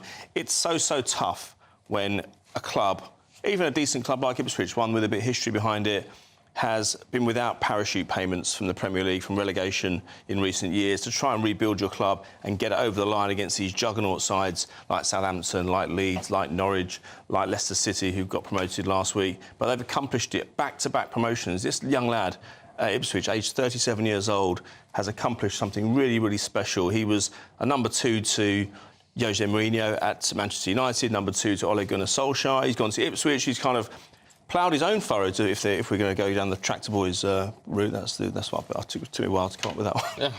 Yeah. almost as little time as it took Ipswich to get back to the big time. But look, don't be surprised now if you see the noise linking Kieran McKenna with a return to Manchester United growing throughout the summer. The new owners at United need a new manager. We discussed it earlier on. I think Erik ten Hag, his goose is cooked at Old Trafford. I think he's going to be out on his ear this summer. And I think they'll be looking for somebody young and dynamic. Yes, you'll say, OK, it's the biggest club in the world. He's only managed Ipswich. Can he really make that step up? But I think that he'll be right in the running when they're considering those names, because they like his methodical approach to running a football club. Would the players respect him, being 37? That's a really good question. I don't think the age is a problem, but he's not managed really big players. He's managed players at League One and then Championship level.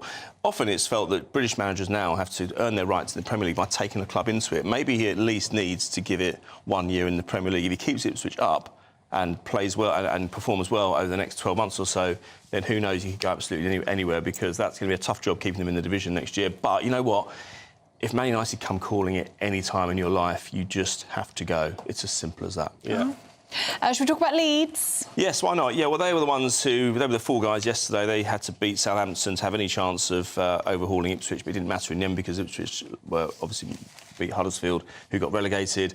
And Leeds didn't beat Southampton. They lost 2-1 at home, unfortunately for them. Will Ferrell, we've seen on the front of the Sun this morning, buying into Leeds United. He's bought into 49ers Enterprises. We don't know how much, but we believe it's a significant stake in the club. So we'll see how that plays out. But there is a move among Hollywood stars to try and get involved with football clubs this year. And, look, Leeds are in the playoffs. They can still get promoted to the Premier League. They're not in great shape right now because they've lost their last 2 games. They've fallen away, as they tend to do. But if they get into the Premier League, overnight, Will Ferrell's stake and the stake of the American owners who bought the club last June goes up incrementally as of August, or even as of the week after next if they get to the playoff final and win. Yeah. Good time to buy. I might buy a couple of shares myself. Well, get on there now. Get on there now. Aidan, we're out of time. Good to see you. Thank you very much indeed. Thank you very much indeed. Do stay with us now. We're going to be going through the papers with Andy Jones and Emma Burnell. That's next.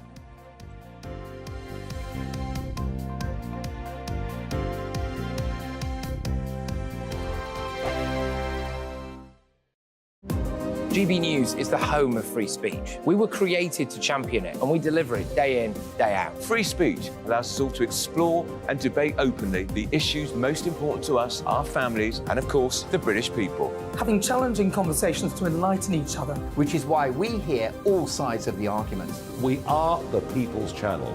We will always stand by the freedom to express yourself. On TV, radio and online. This is GB News, Britain's news channel. Dubes & Co. Weekdays from 6 p.m. Organisations, plural, because there's loads of people doing this, that organisations are charging schools to be part of this odd league table about who's trying to outdo who when it comes to who is more trans-inclusive with the kids than the next person. There's something that makes me uneasy about this. Supposing a child comes home and says, you think, oh, I've done well today. He said, well, how have you done? He said, well, I was #1 painter, or I was #1 reader. No, I wasn't. I was made LGBT champion. This is a 4- and 5-year-old. Look, I can understand this, actually, as we develop into the secondary school. I can understand more debates taking place. I cannot understand why we have to thrust it at young children. And I think if you ask the parents, they'd be hostile to it. And what about the role the teacher has to play in all this? Society has been one way, the pendulum is swinging the other way, and they're pushing it very far in order to kind of proliferate change. Mm-hmm. And this is probably the toughest period in that evolutionary process, because the LGBTQ plus community is saying that you've got to really rage against the machine to get people to listen. Because put it like this now, even this conversation, the whole country is listening, the whole world is listening. These are the kinds of eyeballs and ears they haven't had before. And there's going to be friction. There's going to be a locking of heads in the process to getting to a point where you establish a new equilibrium where they feel more incorporated. Like I've said, the greatest force of allies that the LGBTQ plus community has always had is heterosexual women. What you're moving towards now is doing things that is beginning to turn them from allies into people who feel that, oh, for you to thrive, I'm being deprived, and that's a problem. When they realise you're alienating allies, they will understand you've got to recalibrate to have that kind of understanding between both parties.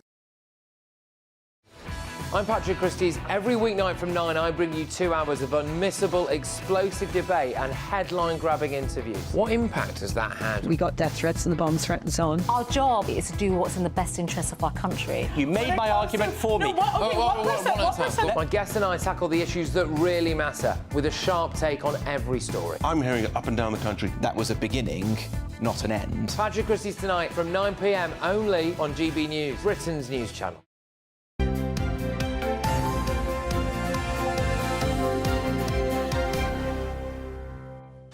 Welcome back to breakfast. We're going through the papers now, aren't we? Oh, yes, we are. With Emma Burnell and Andy Jones. Good to see you both this morning. Just having a look down the list to see what was sort of slightly different from all the stuff we've covered so far. What's this in the Mail on Sunday, Emma, about 31,000 homes without water for a third day? Yeah, there's been a burst drain pipe down on the south coast and a number of households have had no water. They've had to deliver bottled water to 6,000 vulnerable homes, and plenty of restaurants and pubs are unable to open because they just haven't got any water. 3 days is just far too long for this to be fixed. But is this pipe burst in dense woodland? Well, so obviously logistically there is a problem here. Yeah, but come on, like.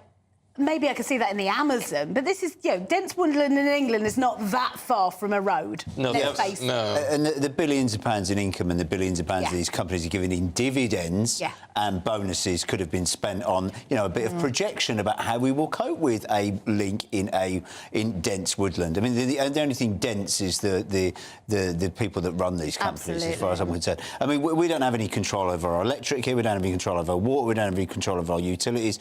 Britain is now a lodger in its own home. We are owned by foreign businesses who pretend to look after us. And again, a lot of these companies, how many reservoirs have they built? Absolutely none. Not one. Well, 31 years. Exactly.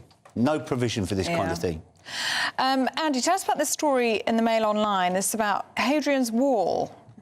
Yes. So taxpayers are to fund a £475 a day 500 quid a day, expert to decolonise parts of Hadrian's Wall. What's he mean to decolonise it? What's that mean? Well, decolonise, makes us aware of its colonial history. But anyone who knows anything about Hadrian's Wall will know that it was built, sort of a couple of hundred AD. Significant. I mean, technically by colonisers, well, exactly. They were Roman. It was built before we went anywhere, and it was also built by Romans who came into Britain and killed around 750,000 people. A multinational army of Romans from all over the world. So the idea that we need to spend 5,700 for 12 days' work in Tyne and Wear of all places. You know, Tyne and Wear, they've got some of the worst deprivation, some of the lowest wages, some of the lowest growth, and to be spending £5,700 on 12 days' work. This is the Archives and Museum Association in Tyne and Wear, who were given £4 million grant from the Arts Council of England. By all means, let us know about our history, the bloody side of it, the horrible side of it. I think it's important that we learn all sides of our history. But decolonising an area of Hadrian's Wall that isn't anything to do with colonialism and is in fact the absolute reverse is I mean, there are completely plenty ridiculous. of things that you could see that have a colonial history in that area. You know, huge industrial areas that, you know, we know that there was aspects of colonialism, of slavery as well, which are not the same thing, but connected in some areas, that you could probably do quite a lot of really good historical education on. I don't know that Hadrian's Wall, as you say, given that it pre-exists any British colonialism, it is the place to spend that money. Yeah. No, and it also is, but it's going to address our colonial past and our systemic racism. Yeah. Well, I'm really not surprised there was systemic racism in 100 AD or whatever. Well, as I say, I mean, the people who were building that wall, I mean, it was all foreigners coming in, building them walls. Well, there you go. But what are they going to do for 12 days? I mean, what on earth are they going to find up there? 500 what have quid the a Romans day? ever done for us? That's what I want to know. Well, very good point. As one historian in the article says, these decolonisers, they're a third-rate historian on a gravy train of public money. And I absolutely touched They're making good money, aren't they? I just don't understand why you would ever want to do that. No. It's beyond me. Don't get it. I mean, I'm usually the voice of woke on this channel, but this one I think is beyond me. Hadrian's Wall. That says something, yeah. Emma, let's have a look at the Daily Mail, shall we? Page 3. This is a great story, isn't it? It's Daniel such a lovely story. Daniel Rooney, who was playing in a hotel bar when word reached, I think it was Ross Kempsall at The Sun, who found out that Ollie Murs was stuck in London. Now, there's a whole other thing to be talked about in terms of our appalling transport system, causing so many problems for people trying to get to their jobs. But he couldn't make it to support Take That in their gig that they were playing. Gary Barlow, so Ross Kempsall heard that this had happened with Ollie Mars, texted Gary Barlow. Gary Barlow sort of jokingly texted back, do you know anyone who could do it? He was in a hotel bar watching this lad play his cover version set. He said, well, this guy's pretty good. Let's get him on stage. And so he went from this hotel bar to playing at this massive arena in support of Take That, which is just one of those...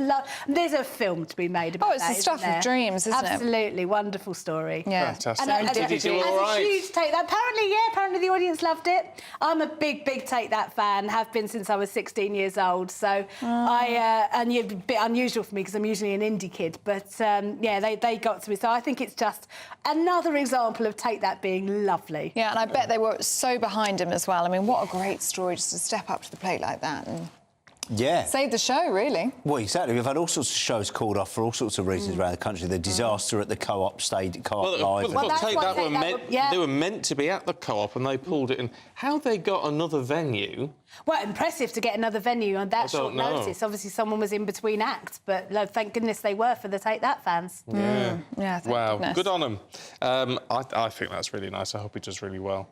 I'd rather see that sort of thing than some of these X-Factory style things, really. Now, Emily Blunt, fine actress. Yes. Andy, but thank heavens that you're not her leading man. Me? Because she Don't be me. she wouldn't. I brush my teeth. I'm perfectly good for kissing. We're talking about kissing. Emily Blunt kissing some stars makes me feel sick. What a thing to admit. This is London-born actress Emily Blunt talking on Howard Stern's radio show. He obviously always asks the naughtiest questions. She says that sometimes she always tries to find something attractive about the person she's kissing, and she's kissed everyone from Robert Downey Jr., The Rock, Tom Cruise, Matt Damon, Cillian Murphy... actually, I think I've misread that, but all these different kinds of people. But she says, sometimes chemistry is a strange thing. You can't really bottle it or sell it. It's either there or it's not. And sometimes she says that kissing the wrong person, she won't name who, It's just you just can't get on board with it. And but why would you want to get on board with it? It's so interesting because most of the time, when actors talk about love scenes, they say, "Oh no, there's no, it's no attraction there. It's just a job. We're just doing our, we're faking it. We're doing our acting job." So it's interesting that she's kind of revealing the behind the curtains. You have to have a little bit of chemistry there. Yeah. Yes, I agree. I'd be if I was. I don't know if she's married or got a boyfriend. She's married to John Krasinski, who's an John American Krasinski. actor. Yeah, they're married. Yeah. Oh, he's the one who does the Jack Ryan stuff on Amazon. He's beefcake. You spend a lot of time on stage, don't you? I do. Have you ever had to kiss people you don't want to kiss? I haven't written myself a part where I get to snog the leading man. Maybe I should do this. That's the way. If you're writing the stuff, why not? But no, the only time I've actually mostly I'm behind the stage. I'm a writer. But I was in my last show, but it was very much not a kissing part. Oh, right. I can imagine it's really, really awkward. Well, my first play, which I directed, the two actors did have to kiss. Yeah. And it is very, very interesting. I took them out. We didn't rehearse the kiss until day 3, so they knew each other. They were comfortable in each other's presence by that point. Took them out for a glass of wine for lunch, and then we went and rehearsed the kiss after that. So everyone was very relaxed. You have to be really conscious as a director not to put them in too awkward a situation. But yeah, it was a kiss in the script, and they both knew that when they signed on. If you're a director, actor, I'm surprised you're not staging 50 Shades of Grey.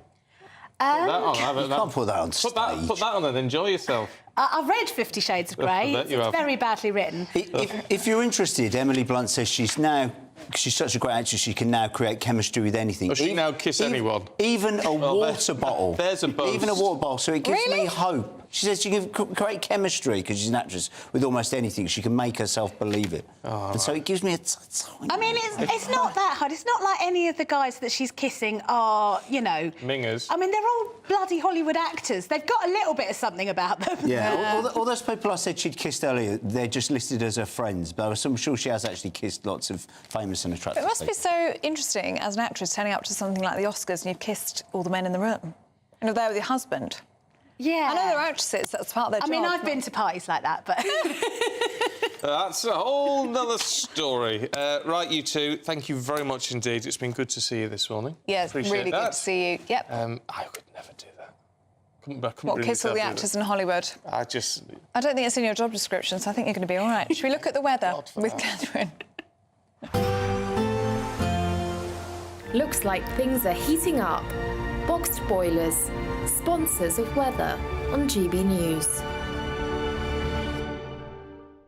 Hello and welcome to your GB News forecast brought to you by the Met Office. A mixed picture on Sunday, sunny spells in the south, cloudy in the north, but where we do see the sunshine, it is going to be feeling rather warm. So the best of the sunshine is parts of northern Wales, central England and also down towards the southeast of England. Cloudier skies persisting across Northern Ireland, much of Scotland, with some outbreaks of rain here. But in the southwest, we have got a weather system and this bringing some more showery outbreaks of rain, pushing its way northwards. But where we do see the sunshine, temperatures are going to be on the rise. We're going to see highs of around 18 or possibly up to 20 degrees in the southeast. Through the rest of the afternoon and evening time, cloud generally moving its way northward to parts of northern Wales and also into the southeast of England with some heavier outbreaks of rain pushing in here. Cloudier conditions still remaining across Northern Ireland and parts of Scotland, still with some showery outbreaks of rain across eastern parts. Otherwise, temperatures with a lot of cloud around, temperatures still staying a little bit up for the time of year. And then as we go through starting Monday morning, cloudy picture for Bank Holiday Monday across southeastern England with heavy outbreaks of rain here. Some brighter spells are going to be mixed in with that, but many places are seeing outbreaks of rain or showers, but also some sunny spells. And where you do see the sunshine, it is going to be feeling warm with highs of 17 or 18 degrees. A brighter outlook with Box Solar, sponsors of weather on GB News.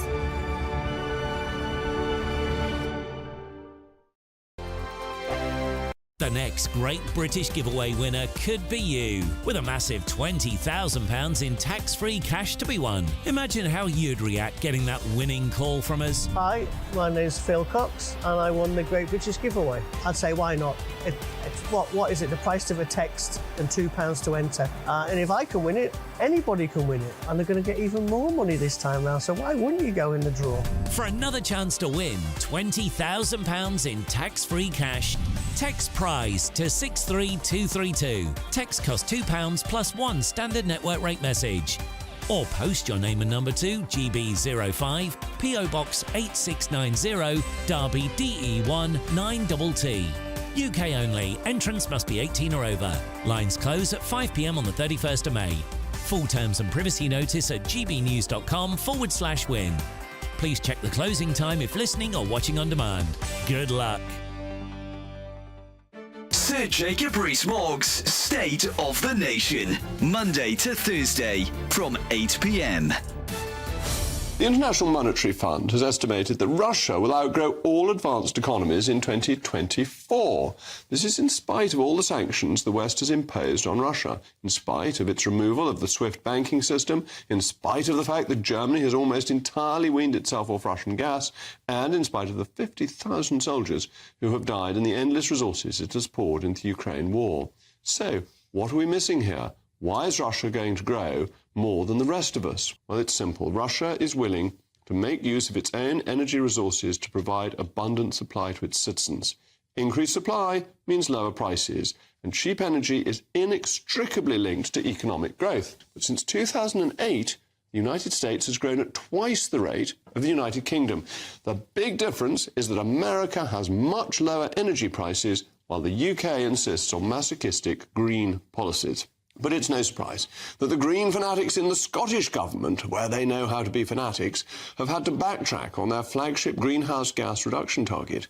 The SNP has committed to reducing Scotland's CO2 emissions by 75% by 2030. Now, the Climate Change Committee has reviewed its policy and advised that the absurd reduction target is out of reach. Can we accept the CCC's recent re-articulation that this Parliament's interim 2030 target is out of reach?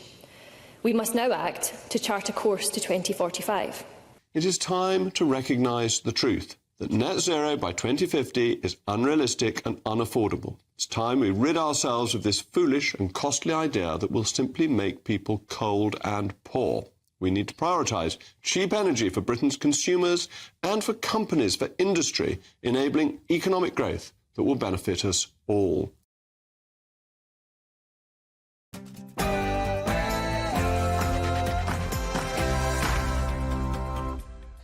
Good morning to you. It's 9 o'clock on Sunday, the 5th of May. Today, a crushing blow for the Tories as Sadiq Khan secures the third term in office as the Mayor of London. It's Londoners who inspire me every day to continue our mission of building a fairer, safer and greener London. And in what I hope will be a year of great change, a future Labour government led by Keir Starmer working with us in City Hall will mean we can go much further and accomplish so much more. Well, there's more misery for Rishi Sunak in the West Midlands as Andy Street suffers a shock loss to Labour in their mayoral race. Donald Trump is scheduled to return to court tomorrow for his hush money trial. What's likely to happen in the coming week? The King's return to royal life as he takes on around 300 new patronages, including some that were close to his mother's heart, as Prince Harry prepares to return to the UK. And, of course, it's bank holiday, so does this mean it's a good time for you to grab a bargain?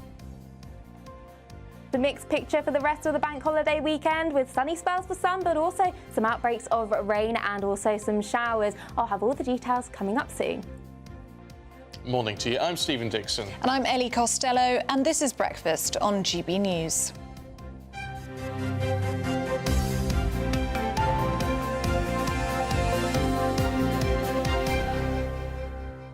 Can I just bring something up that I've been wanting to talk about all morning? Oh, go on. All morning, and it didn't come up in the papers, sadly. Front of the Daily Star Sunday. Oh, you did want to talk about this, yes. Gary Newman is terrified because he was on the tube or walking down the tube platform and an old bloke walked through a wall. Oh. He walked through a wall. Is he sure? Yeah. Okay. He is. You sure he hadn't just had a few pints? He walked through a brick wall. A scruffy old bloke in 1940s clothing vanished through a wall as the singer walked behind him. Ooh. I don't want to say to Gary, considering his biggest song was Here in My Car, I Feel Safest of All. I can lock all my doors. It's the only way to live in cars. You shouldn't have been on the tube, Gary. Oh, well, that's a fantastic point, yes. What station was this? I don't know. Piccadilly Circus. I think maybe you might have just had a few drinks. I'm not sure if I believe in that. Never know. Do you believe in ghosts? I don't know. I wouldn't say no, but I'm not convinced. I don't know. No, I'm not sure either. Echoes of something. Oh, it's possible. He could have seen it. Well, apparently they followed after him. Went about 6 foot and there was nothing there. It was one of those tunnels that had been blocked up. Ooh. Hey, Ghosts living in the blocked-up tunnel at Piccadilly Circus. Yeah, but which is probably what they used during the Blitz. Yeah. Wasn't it? Because it all capped out. I mean, it's a great story. Yeah. I just don't know whether I believe in ghosts. Good. Well, who knows? Who knows? Right, let's crack on with the politics this morning. It's been a tough old weekend for the Conservative Party, in particular, of course, for the Prime Minister. Also, topped off yesterday with a couple of big losses. The first one was Sadiq Khan when he won his third term as London Mayor yesterday. It's Londoners who inspire me every day to continue our mission of building a fairer, safer and greener London. And in what I hope will be a year of great change, a future Labour government led by Keir Starmer working with us in City Hall will mean we can go much further and accomplish so much more. Well, just a few hours later, Conservative Andy Street lost the West Midlands mayoralty, which he had been expected to retain, to Labour's Richard Parker by 1,508 votes. Well, our West Midlands reporter Jack Carson joins us now, and it has to be said, Jack, I mean, this was the real shock of this whole weekend, really. Oh, definitely. That's definitely right. I mean, up until the election last Thursday, Labour were seeing an increasing chance of taking the West Midlands, and were starting to divert more resources towards here, thinking that Richard Parker had a real chance of winning, and that's exactly what they managed to do. Now, during the campaign, Andy Street had tried to put himself and put him first rather than party. You know, he got criticised a lot during the campaign for calling for essentially being brand Andy, but he was trying to put across to the people in this area just exactly what he's done as mayor over the 2 terms that he had in office. I mean, we've got things like the metro extension, record funding into this area, billions of pounds. He was the first mayor here, so he's very much shaped the way that this combined authority has become. But of course, with the disgruntled voters, particularly at the Conservatives nationally, that increase in the votes for the Reform Party in this region, as well as maybe some people not particularly happy with everything that Andy Street has done, meant that Labour's Richard Parker, with his promises, particularly around transport, copying the likes of what we've seen in Manchester with that bus network and the B network going into public ownership. That's one of the things that Richard Parker wants to do. Public transportation in this area is a big part of what matters to people's everyday lives. So standing on that kind of platform has meant that voters have made that switch, but it was very, very close. I mean, all throughout the night on election night, it was always still too close to call, and in the end, Richard Parker winning by only 0.3% of the vote, just 1,508 votes in it. Afterwards, Andy Street plainly admitted that he was devastated, of course, to lose that election, but he says, given the picture of the way that people are voting against the Conservatives nationally, to lose by just 1,500 votes was something that he still said he could be proud of. Last night, after that win, Keir Starmer also made a quick dash to the West Midlands. Here's him speaking after the result. But we haven't only won for our people and the Labour members and Labour councillors and Labour MPs in this region. We've won for all those people that have had their hopes and their livelihoods taken away and so badly damaged by this Tory government and this Tory mayor. And we will change it. It's time for a fresh start. Working with the Labour Party, we'll deliver that, and we start on Monday. What a way to end the local elections in 2024 general election year. We started in Blackpool with a 26% swing, and we've ended in the West Midlands with our new mayor, Richard Parker, as the West Midlands mayor.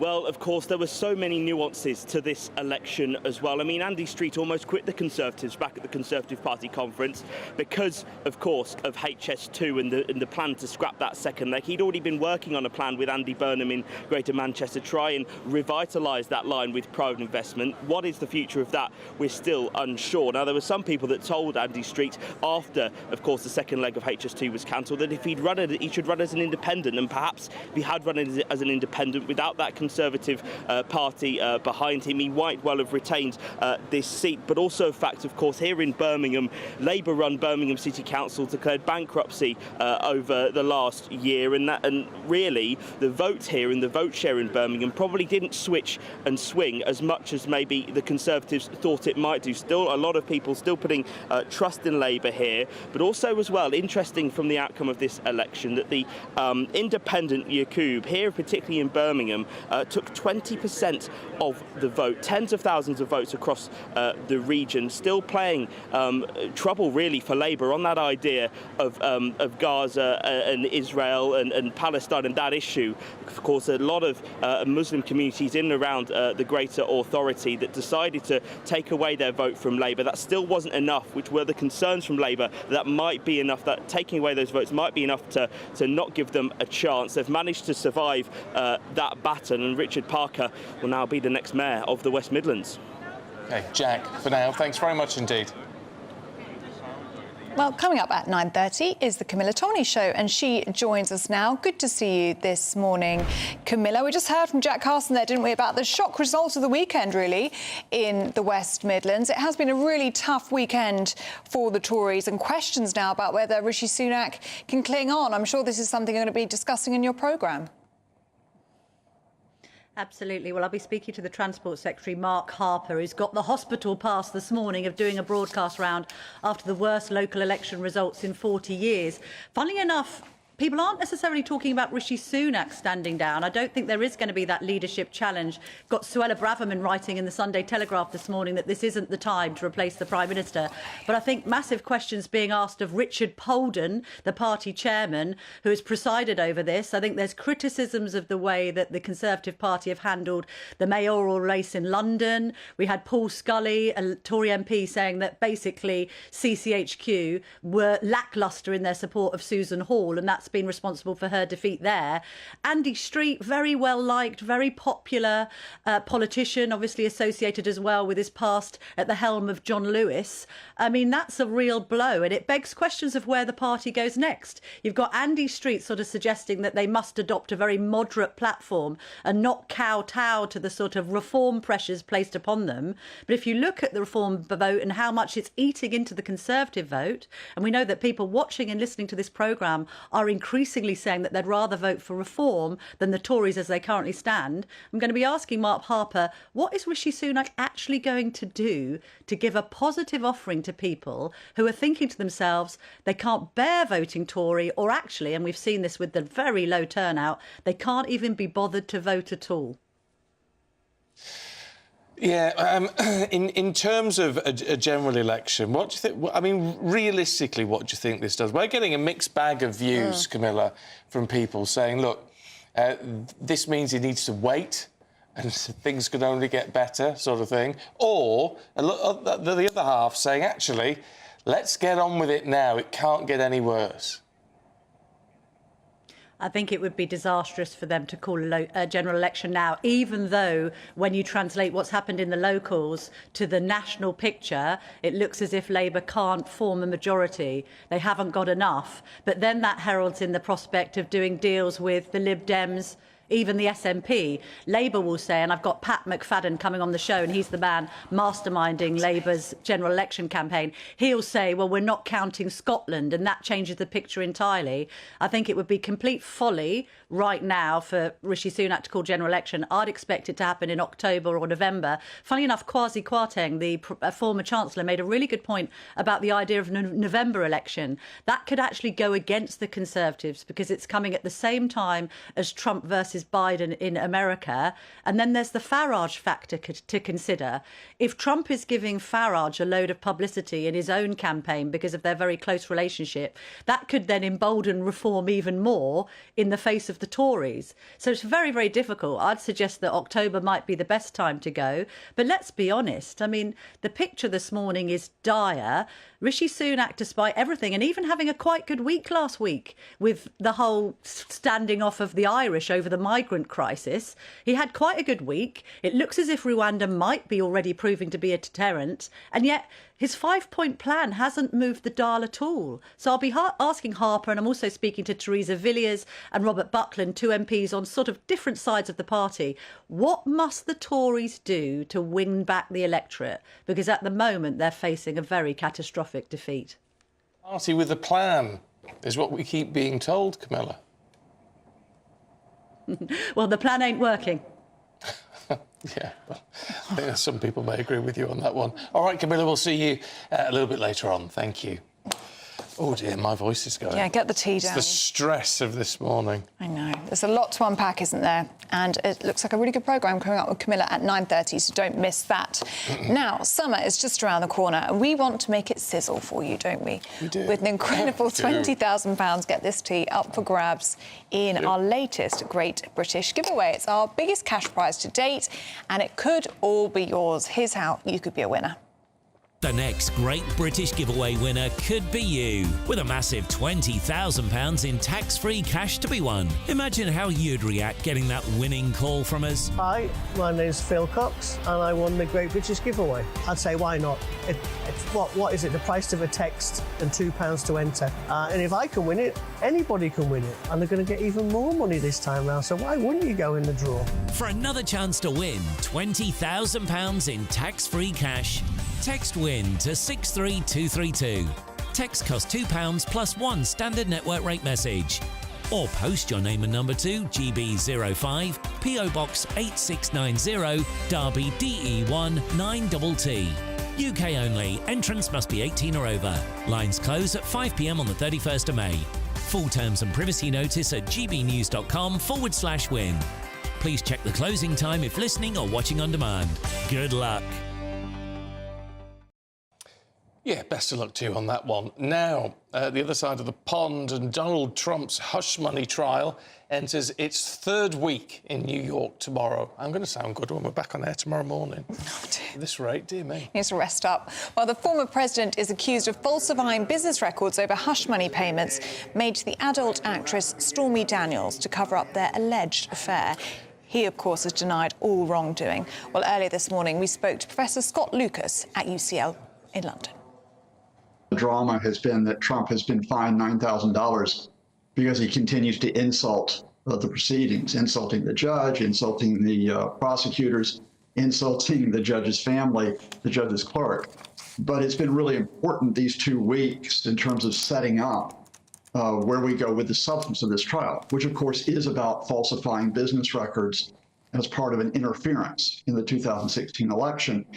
And I think you just heard from Mark Oaten that in politics, sometimes it's quite good to be quiet but effective. The same is true in trials. What the prosecution has been doing, because this is their turn in court, has been laying out the evidence, which is, I think, is pretty clear that the Trump team were very worried about his sexual encounters and his affair with Karen McDougal, his sexual encounter with the porn star Stormy Daniels, that there was motive there to try to keep Stormy Daniels quiet, that the money was paid to her in October of 2016. And the next week, they'll probably then get to the substance of, yes, and then the business records were falsified to cover up that payment. Where the defense is going to go when it comes their turn, I don't think they can really knock back that evidence. I think what they do is they'll go after the witnesses. They'll go after the character of the witnesses, especially Stormy Daniels and Donald Trump's former fixer, Michael Cohen. And how do you think this is actually affecting Donald Trump himself? Because we've seen, haven't we, Scott Lucas, in previous trials, that this actually helps him a lot in the polls. It feeds into his narrative, doesn't it, of him versus the establishment. But actually, I think for the first time in this trial, we have seen him getting somewhat frustrated. Do you think that's because it's been such a long trial so far? Well, I think it was always a bit of a myth. More, it was a spin line by the Trumpists that the trials always help him. You know, they kind of say that because it's like, oh, don't put him on trial or else he'll win. I don't think it helped him, for example, when he was found guilty of defamation and sexual assault of E. Jean Carroll, the writer. It won't help him with women voters. In terms of this trial, what's compounded that is that Trump is kind of limited in what he can say because, of course, he risks getting fined if he lashes out too much, and because practically he has to be in court rather than on the campaign trail. And for that reason, he is getting frustrated. He is getting angry in court because Trump doesn't really do procedure. He doesn't do evidence. He doesn't even do, dare I say, it's a legal process. He does big speeches. He does loud and bigly. And he can't do that while this trial goes on into a third week, a fourth week, and a second month. Yeah, it's going to be interesting this week to see how that one develops, but it's that whole argument, isn't it, that the more controversy it is, the more actually his base does seem to improve. He just get more support. Feeds into that narrative, doesn't it? That it's him versus the establishment. Look, do stay with us. We're going to be getting the latest on the royal household from former butler to the king, Grant Harold. That's next. I'm Christopher Hope. And I'm Gloria DiPiero, bringing you PMQ's live here on GB News. Whenever Parliament is in session on a Wednesday at midday, we'll bring you live coverage of Prime Minister's questions. We'll be asking our viewers and listeners to submit the questions that they would like to put to the Prime Minister, and we'll put that to our panel of top politicians in our Westminster studio. That's PMQ's live here on GB News, Britain's election channel. Nana Queer, weekends from 3 p.m. J.K. Rowling has accused politicians of snuggling up to trans campaigners. The Harry Potter author has called for an investigation into why political parties are embracing the language of pro-trans groups. So is it time to ditch campaign groups such as those?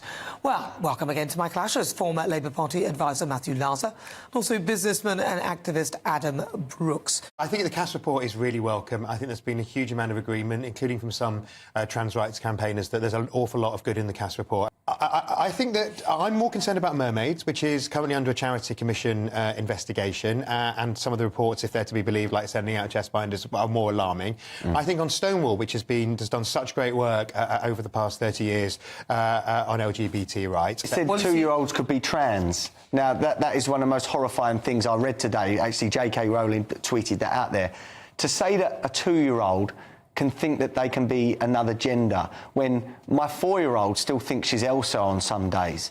You know, there's no common sense, and to me it's very badly phrased. It's very sinister that these people actually believe that these kids want to change gender, and unfortunately out there are parents that almost see a trans kid as a fashion accessory now, and I think this whole agenda has pushed on people that this is normal to change gender, and we have to push back. And as I said earlier, to be trans is not normal. Well, I don't agree with that phrasing. I think it's extreme. It's a big step, Adam, but there are clearly people throughout history who have been But it's trans. not normal behaviour, is it? I think as far as children are concerned, children need to be given the space to explore the world, and that can include experimenting with, breaking previous gender stereotypes. That doesn't mean that people should be sort of labelled at the age of 2, which I completely disagree with.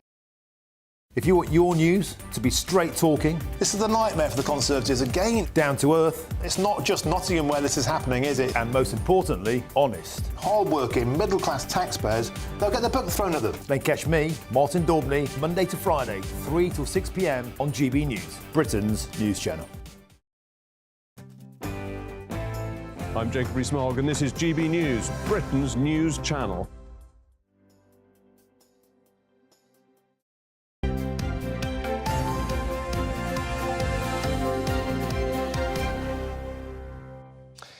Now, King Charles is taking on about 300 new charities, some of which are thought to be very close to his mother's heart. Yes, that's as critics fear. A royal row is ensuing over Prince Andrew's home, Royal Lodge in Windsor, which is in desperate need of repair, with some questioning whether he should actually be living there at all. Well, earlier we spoke to the former royal butler, Grant Harold.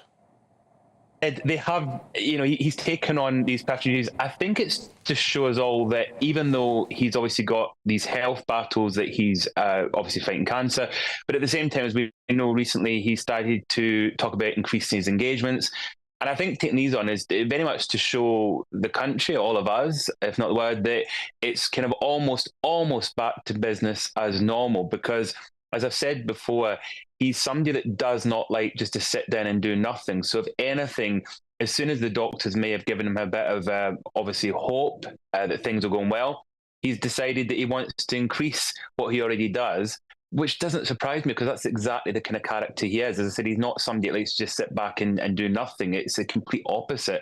And I think that's why he's probably quite happy to be able to do this. And again, it's things that were close to the late Queen, which he is obviously, as now king, he's keen to continue a lot of her work. Should we talk about Prince Andrew, because it's the front page of the Sunday Mirror this morning. Apparently, the estate at Royal Lodge in Windsor is in a state of disrepair, and there's questions about whether he should be living there at all. I mean, as you know, this is a former home of the late Queen Elizabeth, the Queen Mother, and of course, he obviously has lived there for a few years. There's been debates in the past about whether he should have that property. It's quite a substantial sized house. I think it's between 8 and 10 bedrooms. Obviously, it needs repairs done. I think it's regardless who's living there, the work would still have to be done to that property because, again, as one of the royal properties, it's somewhere that they've got to kind of look after and undertake its kind of care. Whether that's been paid for by, let's say, the king, or whether that's paid for by him, that's very much down to what the agreement is between them. All I know from a personal point of view, when I used to live in royal properties, that was something that I would, depended on what had to be done. If it's something that had to be done, then it was done by the estate. If it was something I wanted done, then I would do it. So that's what it comes down to. So if these are general kind of repairs that have to be done, then technically it's probably the estate that should be covering it. Harold looking very well. He is looking very well. Lots of you commenting on that, actually. Yeah. Got a personal trainer, apparently. Yeah, that's what he was telling us. Stephen Brown's been in touch, morning to you, saying he thinks there's going to be letters of no confidence in Rishi Sunak flying in on Tuesday. He said he never should have stabbed Boris in the back. Well, interesting you say that, because Suella Braverman spoke to us a little bit earlier on. This is what she had to say. There's no time to change leader, so the Prime Minister is going to be leading us into the next general election, whether we like it or not. What he needs to do to salvage this dire situation is to accept the enormity of the problem, these terrible results, and quickly and urgently change course. So make sure that there are meaningful tax cuts that people can feel and benefit from. Put a cap on legal migration. Take us out of the European Convention on Human Rights so that we actually stop the boats, and make sure that we reclaim our streets back from the extremists. Those are just a flavour of the things that he should be doing. But we need big, we need bold, we need strong leadership and strong communication of those policies to convince those Conservative supporters that there's a good reason to vote for us again. Suella Braverman speaking to us there. We are back from 6 o'clock tomorrow morning, aren't we? Oh, yes, we are. Camilla Tominey is up next. A brighter outlook with Box Solar, sponsors of weather on GB News. It's a mixed picture for the rest of the bank holiday weekend, with sunny spells for some, but also some outbreaks of rain and also some showers. I'll have all the details coming up soon. That warm feeling inside from Boxed Boilers, sponsors of weather on GB News.